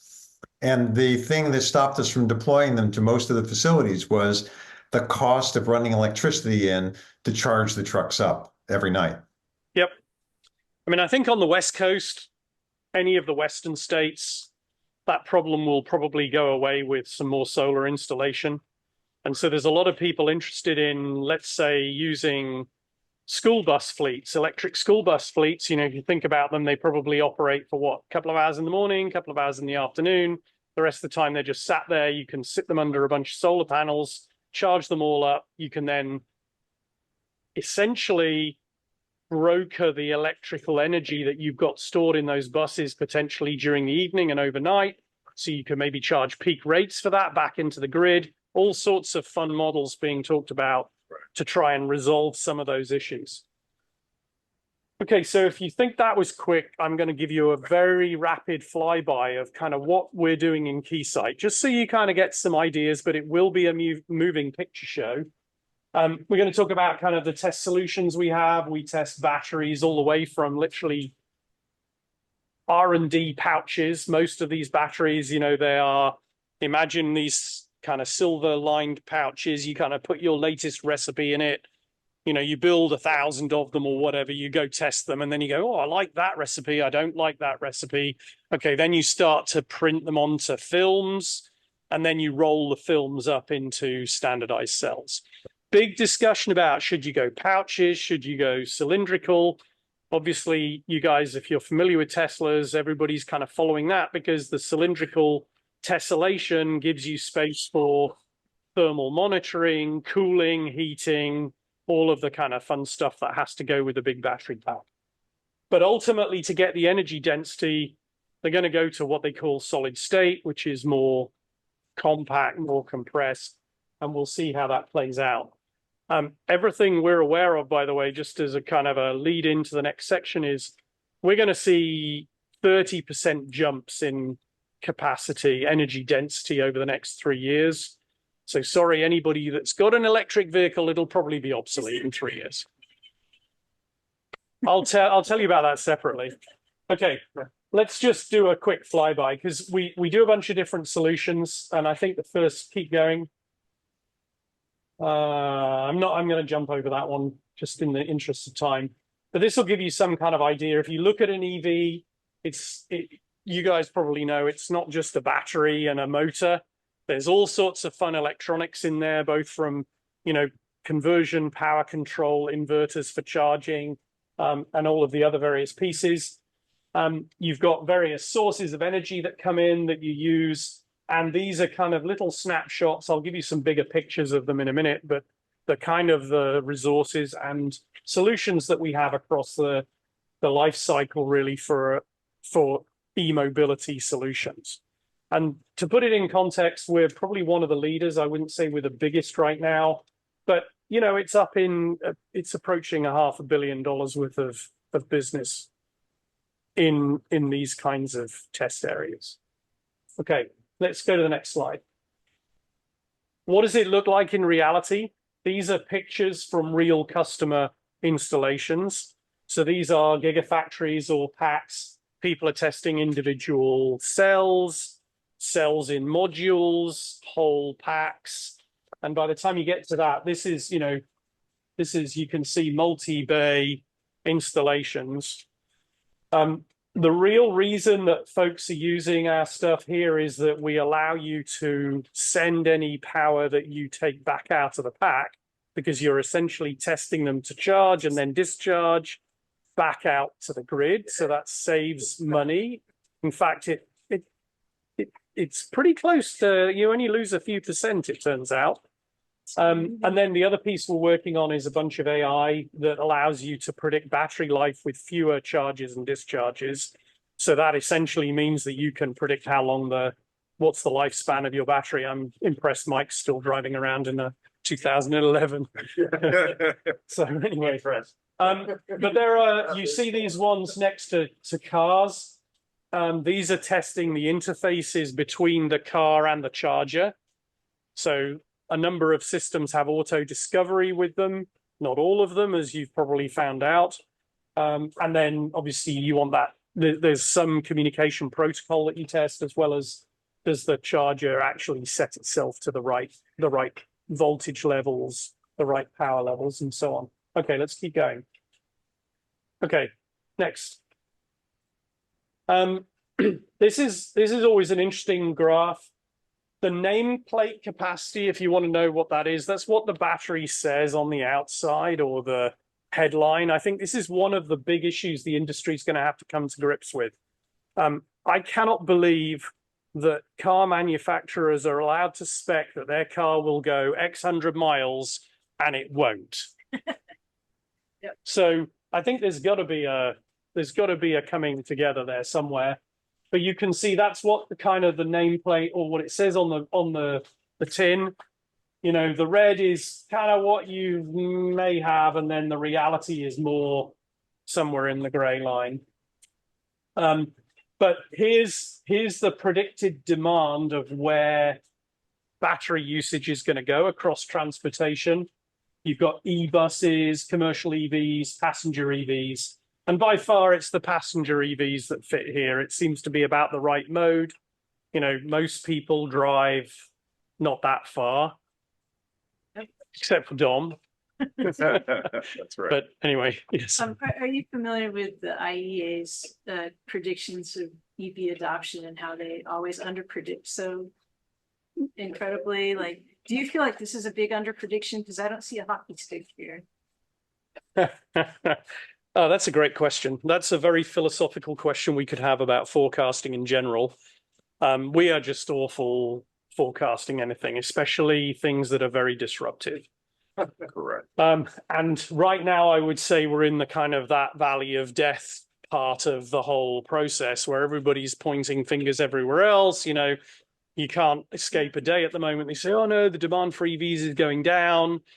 There's all sorts of things happening. You know, you've got car manufacturers trying to make money on these things. They are super expensive vehicles today. So they're trying to extract the maximum from the early adopters. There's going to be a huge shakeout of that. And then when I think we get to that next point, yes, this thing is, it's dependent on a bunch of different things, but it's going to fly around. It is not going to be like this. It's way too static. Mark, the nameplate capacity, am I reading this right? Where even as early as 2022, we've reached the nameplate capacity supply to provide enough supply to meet the demand of 2030. So is the right way to read this? Is that we're there now, or am I doing that wrong? Yeah, this is kind of the forward-looking prediction of how much. So when I say 80 gigawatt hours in Europe, that's the nameplate capacity per year, right? You know that that's not usable. And they're already predicting it. But it doesn't look like it's growing faster than the demand past. No, and I think that's, you know, people have prepared to commit themselves out here. Got it. But they haven't committed to the next piece because, as the question goes, what's going to happen here? Nobody really knows.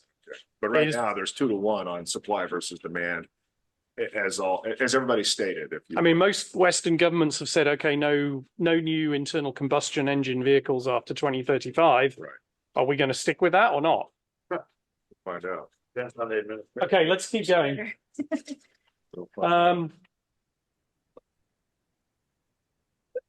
It's probably worth a couple of quick comments. You know, the big trend here is bigger batteries, more energy density, because the manufacturers are trying to overcome range anxiety.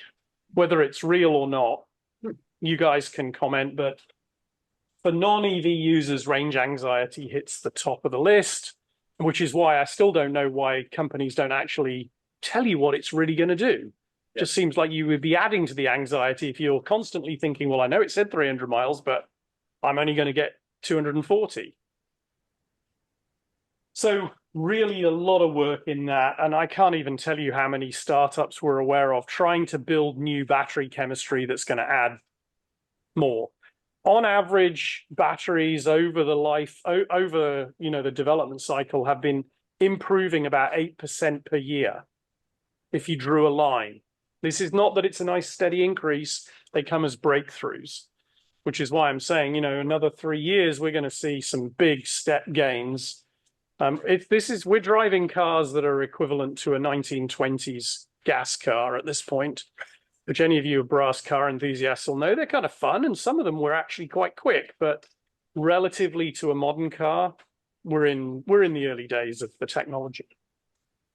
Lots of new vehicles coming out. So every single one of them has to be tested. If you've got different types of batteries, they all have to be tested in the configurations because the automotive industry is one of the most highly regulated industries on the planet. And then, there is this prediction, this one happens to say 14 times, but massive likely expansion of this for all lots of good reasons. What is that saying? An expansion of what? This is just demand Oh, demand. for different types of electric vehicles. This is e-mobility demand. In the last year, there is 2030. 2030, yeah. Okay, let's keep going. So I'm just going to give you a quick flyby. We'll go very quickly. So basically, doesn't matter where you start. Smaller things, smaller cells have smaller test equipment that goes with them. Let's go to the next slide. These things are about 6 foot tall plus some cooling on the top to give you some scale. These will start to test multiple cells in parallel. Typically the cells go into, I'll show you some pictures in a minute, into some screened boxes because cells have been known to burst into flames. So you want some user protection, but I'll show you some of the measurements you can make in a minute. Let's keep going. But basically they just assembly lines, like every single battery manufactured gets tested at some level. So there's a couple of pieces as we go to the next slide. When you build a lithium-ion battery, you fundamentally make it, but then you have to form it. And forming requires you to both charge it and discharge it multiple times. Mm. So when you hear about things like, well, my electric vehicle's clean, but then somebody else might say, yeah, but it's not actually clean until you've driven 50,000 miles. The reality is that the energy required to make the battery pack in the first place is not zero. So you may be, it's not emitting any other greenhouse gases, but to make the battery is not a zero energy proposition. So the closed loop you were mentioning. So the closed loop portion is important. And so what these things generally do is they have to both form the battery in production, but you're also using these, mostly our equipment sold into the validation cycle. So they come up with some new chemistry, you have to validate that. You have to work out what that charge discharge for formation ideal set of characteristics is. Then apply it in manufacturing. But basically, these racks just get bigger, and you saw some of the installations depending on how big the facility. Okay, let's keep going. This is kind of what it might look like in a validation lab. So, just the little guy here is for scale as much as anything else. But the battery cells go into this sealed capability, and here are these racks of different test supplying power. And that's sealed, that's the explosive chamber you were talking about? Explosive might be a little, yes, they'll certainly fireproof. We hope it doesn't go bang. Okay. But there's some kind of protection that said, look, if something really bad happened, it's not going to spread across the factory. All of this stuff is automated. And so, whether it's the voltage application waveforms, the current waveforms, all controlled, and then the output from the cells is all measured, and you can tell a huge amount about that. I'll show you a couple of ones in a minute. Do you test them to destruction or just to spec? In validation, they will test them to destruction, but only a small sample generally. I used to work, I don't know, one of my early jobs, I won't tell you how long ago, was working for a company called Lucas Chloride Electric Vehicles in the UK. And this was, a ton of lead acid batteries on a tray strapped under a truck. They were kind of fun. And I spent a bunch of time working on the regenerative charging part of it, where we would drive to the top of the steepest hill in Birmingham in the UK and then head downhill, and you'd be able to get these things up to about 80 miles an hour. And then you'd lift off the one pedal, because they were basically one pedal with a safety brake, and measure the back EMF while hand holding the multimeter on the shunt resistor. That was scary stuff. But anyway, long story. But we tried to blow those up. And here you are. And we couldn't do it. We literally set charges on the top of these while they were being charged. They were outgassing and doing all this stuff. And you go, oh, this could be fun. Everybody was back, however far, and nothing happened. It was like a damp squid. We actually wanted to blow a truck up. Okay, let's go to the next slide. So this is kind of some of the measurements, and I'm just going to spend a bit of time on this one, just to give you an idea of the kind of the depth of detail people go into around this. And then there's a whole bunch of others, but we'll just skip over them for time. But, you know, you want to know what the voltage and the currents are going to be. Obviously, you're trying to measure the power, you know, as you change things, what the charge and discharge rates are like. And then there's this so-called thing called impedance spectroscopy. Have you guys heard about this? So they're basically measuring voltage and currents, real and imaginary parts. So everything's a complex number, right? You've got magnitude and phase of things. And from this, you can model out what's really happening in the battery and predict all sorts of things like how long is it going to last? You know, how should you change certain pieces of it? What kind of parasitic components? How is it going to degrade? So this is a really important set of things. So imagine it's called electroimpedance spectroscopy because it's like taking an X-ray of your body. You can kind of get to see what's happening inside the battery without dismantling it. So those are the kinds of things. And to be able to do it, they want to stick, you know, pulses. You can see rapidly changing current here. Those are how you stimulate that with some known waveforms. And that's what we are particularly good at doing. Okay, let's just, I think we can scoot through the next few, but you can see we're measuring powers, voltages, temperatures on all of these cells while they're being manufactured and validated. Keep going through the next ones. Okay. So let's talk about charging. Because you got the batteries, you got them in the car. Okay, now you're going to charge them. When you walk up to a charging station, you'd like to be able to plug in. I still cannot believe that there are, we'll see some pictures in a minute, there are a lot of different types of connectors. I guess I shouldn't be surprised. I guess we're only just now unifying connectors on cell phones, right? So maybe we'll get to doing this on a car in a minute. And You shouldn't complain. In 1998, there were a lot more.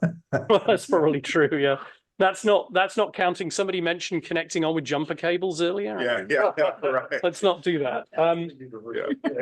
Certainly not if you're trying to do 800-volt charging. I wouldn't want to do that. Yeah. Anyway, suffice to say, standards are a good thing because, I mean, right now, I guess you get options when you buy a vehicle. Oh, I'd like to have my Tesla to whatever converter plug or my nightmare. But there's also requirements to tell the charger what you've plugged in. It's pretty important to charge your car at the appropriate rate. Ideally, you'd like it the optimum rate to put maximum range into it in the shortest period of time, but you don't want it to get too hot.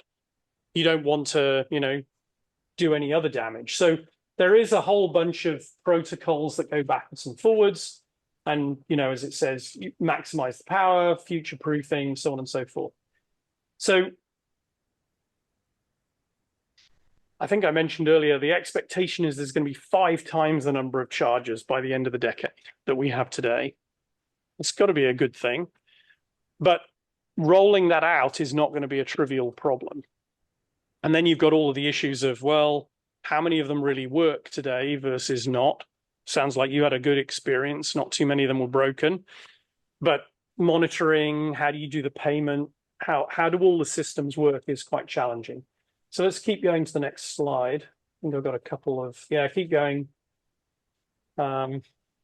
This is just kind of some of the stuff. You can review the material later, but you know, when you plug in, there's quite a bit goes on backwards and forwards between that charger and your vehicle to ensure that it's safe. There's kind of a bunch of communications. Here's who I am.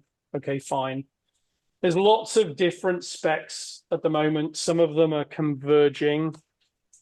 And lots of different measurements, you probably know. I mean, we talked about it earlier in terms of the different amount of charge, right? How many megawatts or kilowatts can you charge to? But there's also lots of different voltage standards as well in vehicles, all the way from a few hundred to, I think the peaky ones are up into the 900 volt type areas right now. Okay, let's keep going. And how is it that they communicate? Is it PWM that they use? No, there's some separate connections. So when you see, you know, the smaller pins that are there, it's kind of more like a twisted pair Ethernet. It's pretty low frequency, so you don't need some really fast interface bus. But it's digital data. I think some of it is, you know, on the power line. There's communication too. I mean, A small amount. I mean, they're trying to get away from that because it's just complicated. But yeah, there's still some older systems that do. I mean, it probably is PWM. I'm not an expert in that, and we're certainly not focusing on it going forward. I'm going to keep going. I mean, there are some different pieces. I guess the only thing I would say there is there's a lot of discussion right now between the charger companies and the grid companies. So chargers and cars seem to be working really well together. SAE have actually got some good standards. They work pretty well. As you can all attest, you're not laying awake at night worrying about whether you can plug your car in. It's maybe whether the charger's working. But the whole charger to grid infrastructure is really coming up for big discussion. And that's because of this whole issue of distributed energy resources. And if you plug your bus in, it may not be your vehicle at a public charger, but if you plug it in at home, how does that charger then communicate with the grid? And can you power your house, or can you put energy back into the grid, and how much energy, and so forth? So in the US, there's a spec of protocol 2030.5, another lovely IEEE spec that talks about how that works. In Europe, they use something completely different. Most of the protocol from chargers is dictated by the Open Charge Alliance, and it's OCPP. And you try say OCPP to anybody like PG&E or SDGE here, and they'll go, "What? We don't know anything about that. No, we're not having that anywhere near our grid. We don't know how it operates or what it's going to do." So there's a lot of discussion right now on how to unify some of these some of these protocols for chargers. You know, these are some of the products we have. Everything from simulating, you know, the card tap or swipe at a charger, so you can build those into the test systems. These are just boxes with the relevant protocol plugs, so you can actually send the messages and receive the messages. And then obviously the power things we've kind of looked at before. Okay, let's and all of these go from, you know, we can see different use cases of how these emulate the different sources. Some are AC, some are DC. Chargers are pretty complicated things depending on the vehicles. So you can mirror that whole, emulate that whole connection without actually having a real charger. Okay, keep going. You know, you can test the charger if you want, which would be this piece. You can put a tool in the middle between that and the emulation. So, I mean, you can do all of this without having to build the chargers. And this is really helping the charge people build better chargers ultimately. Okay, keep going again. Just another example of some use cases and the kinds of equipment that you end up with. You know, these are obviously up to this, you know, 900 kilowatt kind of charging. Although I don't think has anybody ever got up above? I think most people look like Dom, you were in the 250 range. I mean, I've heard people do 600s in a few parking lots in Southern Cal, but that's the direction that this part of the industry's on. I mean, if you could charge at 900 kilowatts, you're going to need to go to the restroom really quickly. I mean, it's going to be like, there's a point of diminishing return there. Yeah, the total. I mean, how long does it take to gas a car? I mean, everybody's, you know, 5 minutes maybe. That'd be good. Yeah. But certainly, if you imagine you're doing what, 20 something minutes at 250. Yeah, typically. Yeah, this is not going to be a problem in a few years' time. So back to my earlier comment, we're still driving around in technology that is pretty old. About three-phase lamp posts. Like, well, I'm kind of laughing about the Florida comments earlier. You know, oh no, they'll never work. Well, because they're used to driving around in golf carts that they're probably 60-year-old technology. Yeah. Okay. And somebody told me it was really important that that's where electricity belongs, in the golf carts. I think the Yeah. Tesla connector supports 1,000, if I'm not mistaken, somewhere up in that. I think the highest voltage ones are, maybe I'm not an expert on their latest pieces, but I think the highest ones are the Porsche high-end Audis that are up in the 900s right now. Yeah. There's the megawatt standard for industrial stuff. Yeah, I mean, absolutely. I didn't want to go there today because that's another whole rat hole we could go down, but some of these large, articulated trucks are pushing some of those standards up. Yeah, it's like 3.3 megawatts. It's a massive. I mean, Mike and I deal with, what's the most power that we have to deal with typically, Mike? Maybe a kilowatt, one. As soon as you start to get to hundreds, I mean, this is life and death stuff. So, okay, let's keep going. I want to get to, I mean, this is just the current, this may be interesting for you guys. This is one of the charging connection points. We ended up having to build our own adapter to be able to allow all of the different standards of chargers to be easily fitted in, which is like, please tell us we don't have to do that. Okay, let's keep going. My wife just arrived at Willits. All the chargers are being used. One guy's at 80% and he's aiming for 100. I'm telling you. Put him on the phone. Put him on the phone. Let's keep going.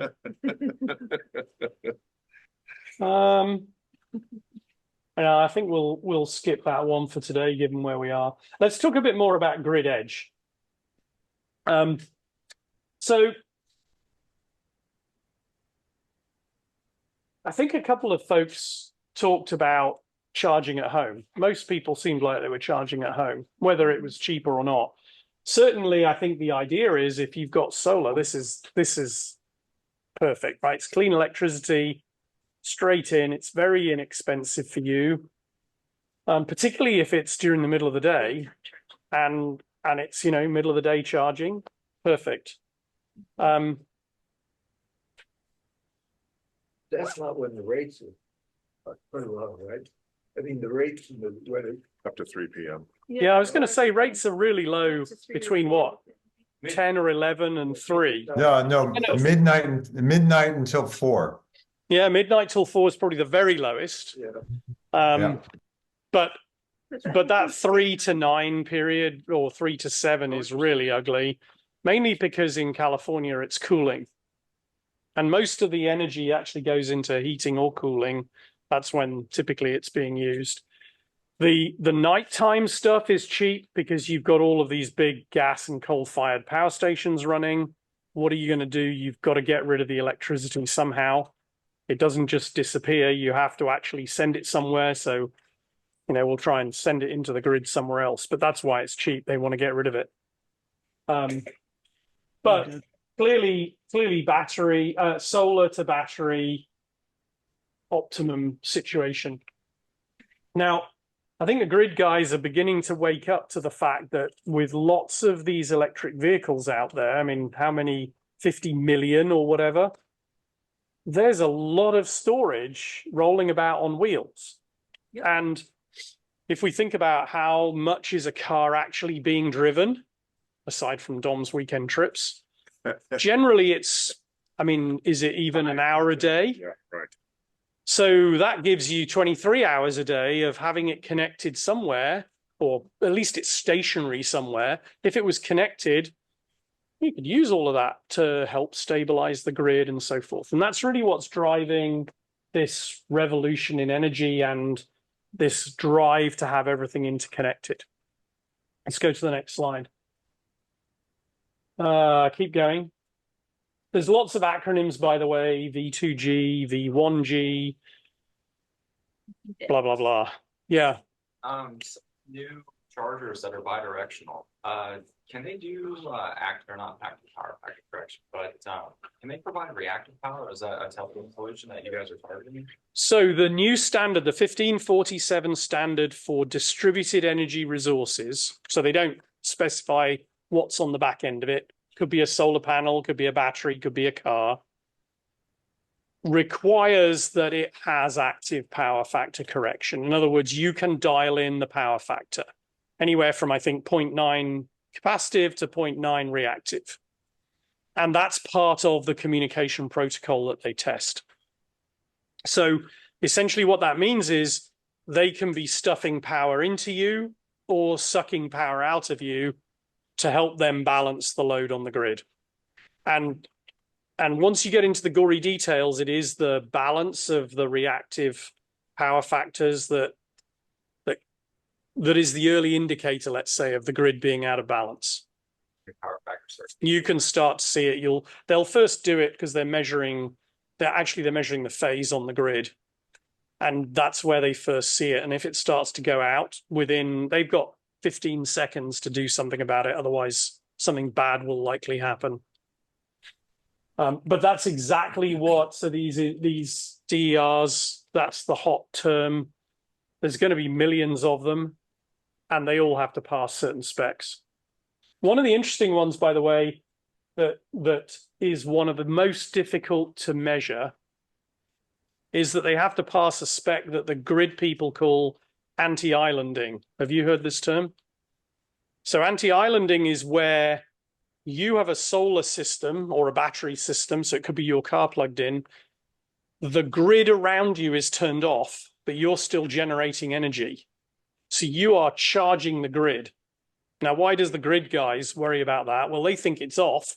They send their guys out to do something on a pole, and they get fried off the top of the pole because you're stuffing energy into the grid. So you have to, the other key spec on these DERs is if the grid's off, they have to disconnect. Why is that the most challenging for them? Because we're already doing that. We don't know when it stops. Because there's people buying generators and plugging them into their wall. Yeah, there's all sorts of ugly things that people do when the power is out. If you do this today, right, you have a transfer switch on your system that just cuts you off from the grid. And the question is, how do you do that? You know, when's the right time to throw the transfer switch?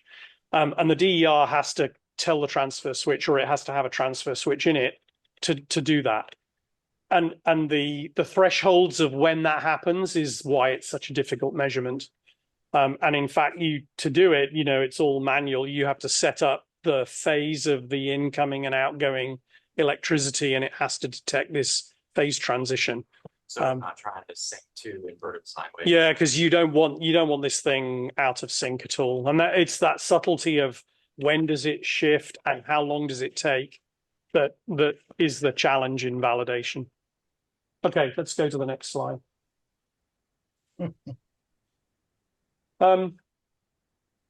So this is the fun part of some of these measurements. So now we're not so worried about the vehicle to the charger. And there's issues with standards there, but you can argue they're largely there, right? They've got a whole bunch of different ones. What we're talking about is the connection of that charger to the grid. And so, you know, you want bidirectional current now. So there's a bunch of these interconnection standards. I don't know, everybody seems to have their own, and there's something like 30,000 electric utilities on the planet. So trying to get them all to agree is going to be a fun thing. And then there's a bunch of communication standards between the charging unit. You know, this is just kind of called, it could be wireless, it could be some fixed Ethernet connection, but this is how your credit card or your charge point or whatever information gets transferred. And, you know, they know how much you actually sucked out of them so they can send you the bill. And so this is this IEEE 2030.5 spec, but the current standards are more like Sun spec and then some older standards that are here. And those are, you know, this is kind of the future of where we're headed that's linked directly to 1547, which then deals with the power. But testing all of those is a challenge. And then obviously you hope that nobody's doing something bad to your charger that then injects bad code into your car that then stops you braking, or maybe it drives you into the next car on the road, who knows? But that's part of the cybersecurity critical infrastructure work that's going on behind the scenes here. Okay, next slide. So these things just get bigger, as you can imagine, similar kinds of things, but just more power. But it gives you a feel for kind of the infrastructure needed. Keep going. See a lot of job security, Mark. A lot of job security. Well, Lots of work to be done. But the fun part of this is that we actually, I mean, out of the size of the company, I think it's not even 4% of our revenue at this point in time. So that's why I've got job security, because I'm trying to get into that and grow with it. Manufactured here in town. No, a lot of I mean, I would say that the products that you saw there primarily made in Germany. Some of the software is done here and around the world, but then some of the protocol pieces, you know, Southern California, and there's some work done in New Jersey as well. You were waving a hand, Mike. The same question was just where are the racks of the big equipment? The big stuff you see here, actually, we acquired a company called SignLab in Germany. At the time, I think they were a little $50 million kind of outfit. They're now multi-$100 million. But that's one of the core pieces. Some of the other, you saw some black protocol equipment in there. We bought a company called Verisco that makes. They do two lines of business. One is the protocol for all of these converters. We also have another piece of our business, which is autonomous vehicles. But I wasn't going to mention autonomous vehicles today. That's another whole That's its own whole topic. Yeah. Jerry, you had a question? Yeah, I actually statements and a couple of things. Mark, number one is Mike's kind of a laconic guy. And so he never really tells us exactly what he does. He keeps telling us, I'm busy all the time. One is I wanted to say, I wish we left you with 2 hours, because this was really interesting talk for me. Caleb and I, along with a few others, you mentioned DER, when PG&E had their Innovation Day last year, we got interested and decided to send them a proposal. Part of what you were talking about, balancing the grid. I keep looking at the grid saying you'd have to rebuild this grid because the 21st century grid requires almost 3 times as much electricity as we're pumping down today, and it goes in 2 directions. So we sent a proposal to PG&E to develop a new business for them in front of the meter storage, with them having control over the in front of the meter storage and then doing things for the customer at the same time. They didn't respond back to us on it. It looked like a fairly simple kind of device to develop. And then almost like when AT&T used to supply the telephones, they would supply the equipment in front of every building, and they could start supporting DER. And that's specifically because of heat pumps and electric cars. Today at my home, we're all electric. And we've gone from 11 kilowatt hours per day on average to 33 kilowatt hours per day on average. Now, 40% plus of that is the car. And the rest of it is those things that we used to burn and we stopped burning. So I'm surprised, and I don't know if you have heard anything, whether the utility companies are really thinking about their role in DER, where they could actively be involved in it, as opposed to somewhat passively by controlling devices. It depends who you talk to in the utilities, right? There are the guys that have been doing this for however many years, and change is always a challenge. I think if you go high enough up in the utilities, they are absolutely thinking about these problems. I think personally, the whole issue of, well, do you really have to build a new grid that can handle 5 times the current electricity is not a very sensible approach. For many reasons. The first is that if you go to distributed microgrids, then you have to think that you're going to change this 50% loss factor. That's just, it's gone. Whether it's heating in the cables, whether it's heating in the converters of, the voltage converters or whatever. Ideally, if you could, and maybe this is the other fear, right? You could certainly envisage, and it sounds like you may be pretty close, at some point you have enough solar on the roof, you have enough battery storage, you go, why do I need PG&E? So I think they're a little worried about that. Now, I think there is some utility, to put that term, of having a connection to the grid, because, you can help the greater mass of people. And you also, for that, you also get some security of power, because if the grid's there and you have a problem on your system, you know, okay, I've still got power. So I don't think they've fully thought through and reconciled what that really looks like. I think what they have concluded, and we can see this in the way they're dealing with solar right now, is they've said, look, we shouldn't be paying you domestic rates for what you generate stuff back on the grid. I never thought that was a good idea. That's insanity. That's like saying, oh, I'm going to generate this and you're going to pay me 5 times, you know, whatever the retail rate is. That's insane. I don't know that I agree with how they've approached it right now. I think we should just say, look, anybody who puts stuff on should be at the wholesale rate, right? They're buying power. If you're generating power, they should buy it from you, whatever they can buy it from somewhere else. And I think that actually wouldn't be a bad model. You could then decide how big a solar array to put up. If you wanted to put a really big one on, you could do that. They had, I mean, previously they'd been kind of limiting you as to how many panels to have.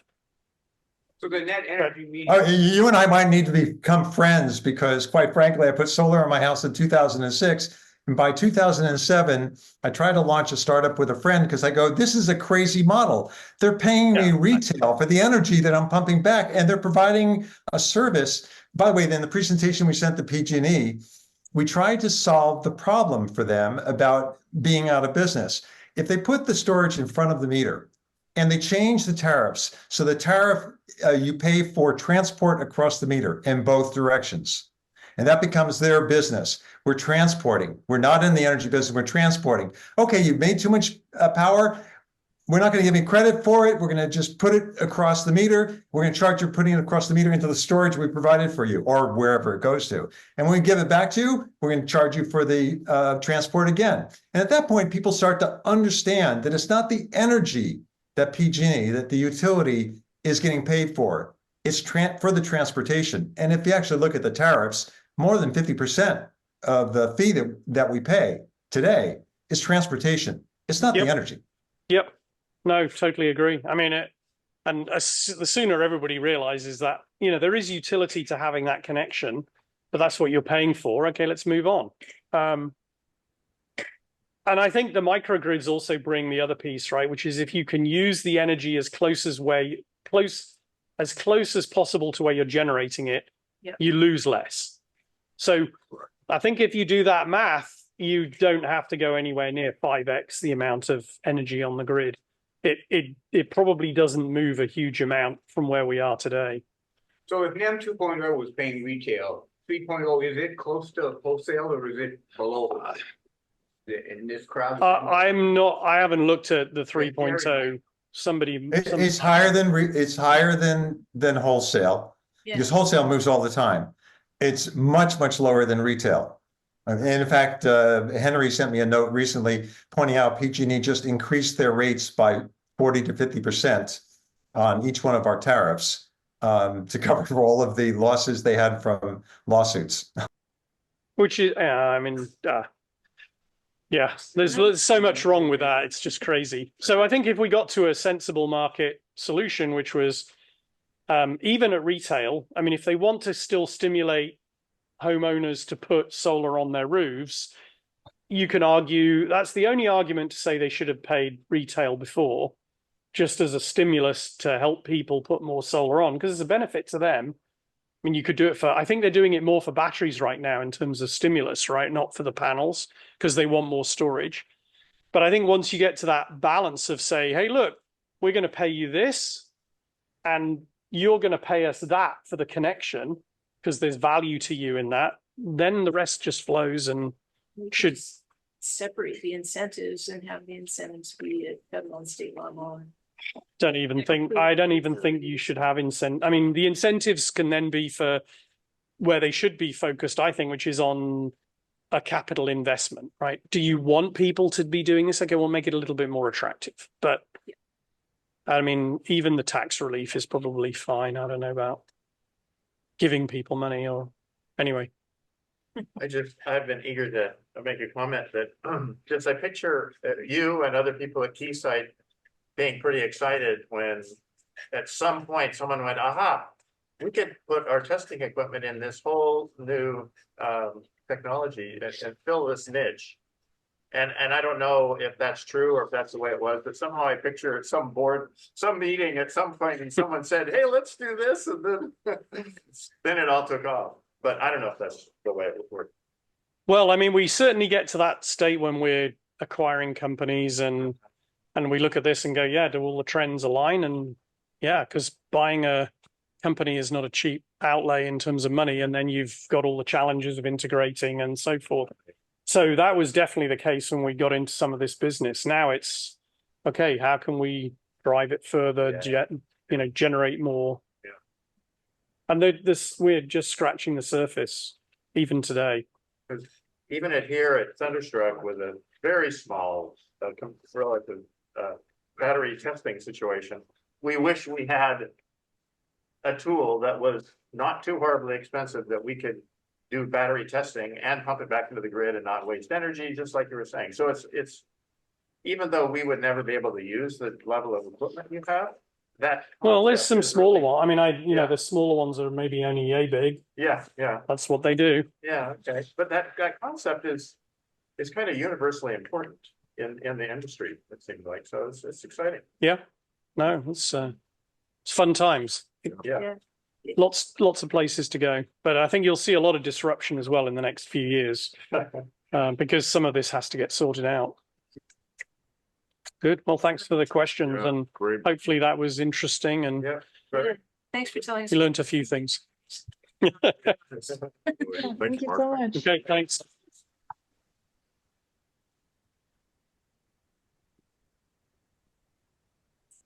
Okay. Okay. So next month. So I was wondering, do we want to touch on this really quick before we end the meeting?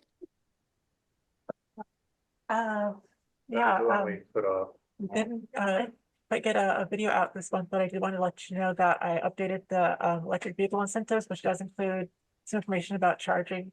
So that is a resource that's available. And So that's easy to find on the website, that page? yeah, it's under resources. Electric vehicle. Okay. And by the way, I apologize for this month. I'm not sure that a month is enough time.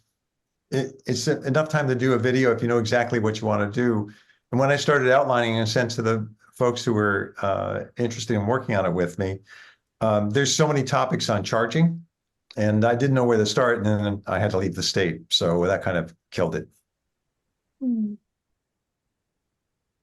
Well, once you pick it back up, maybe, if you narrow it down to the first subtopic instead of all the subtopics or something. Yeah, I understand that. The problem is I'm so interested in all of them. That's a good thing. A good problem to have.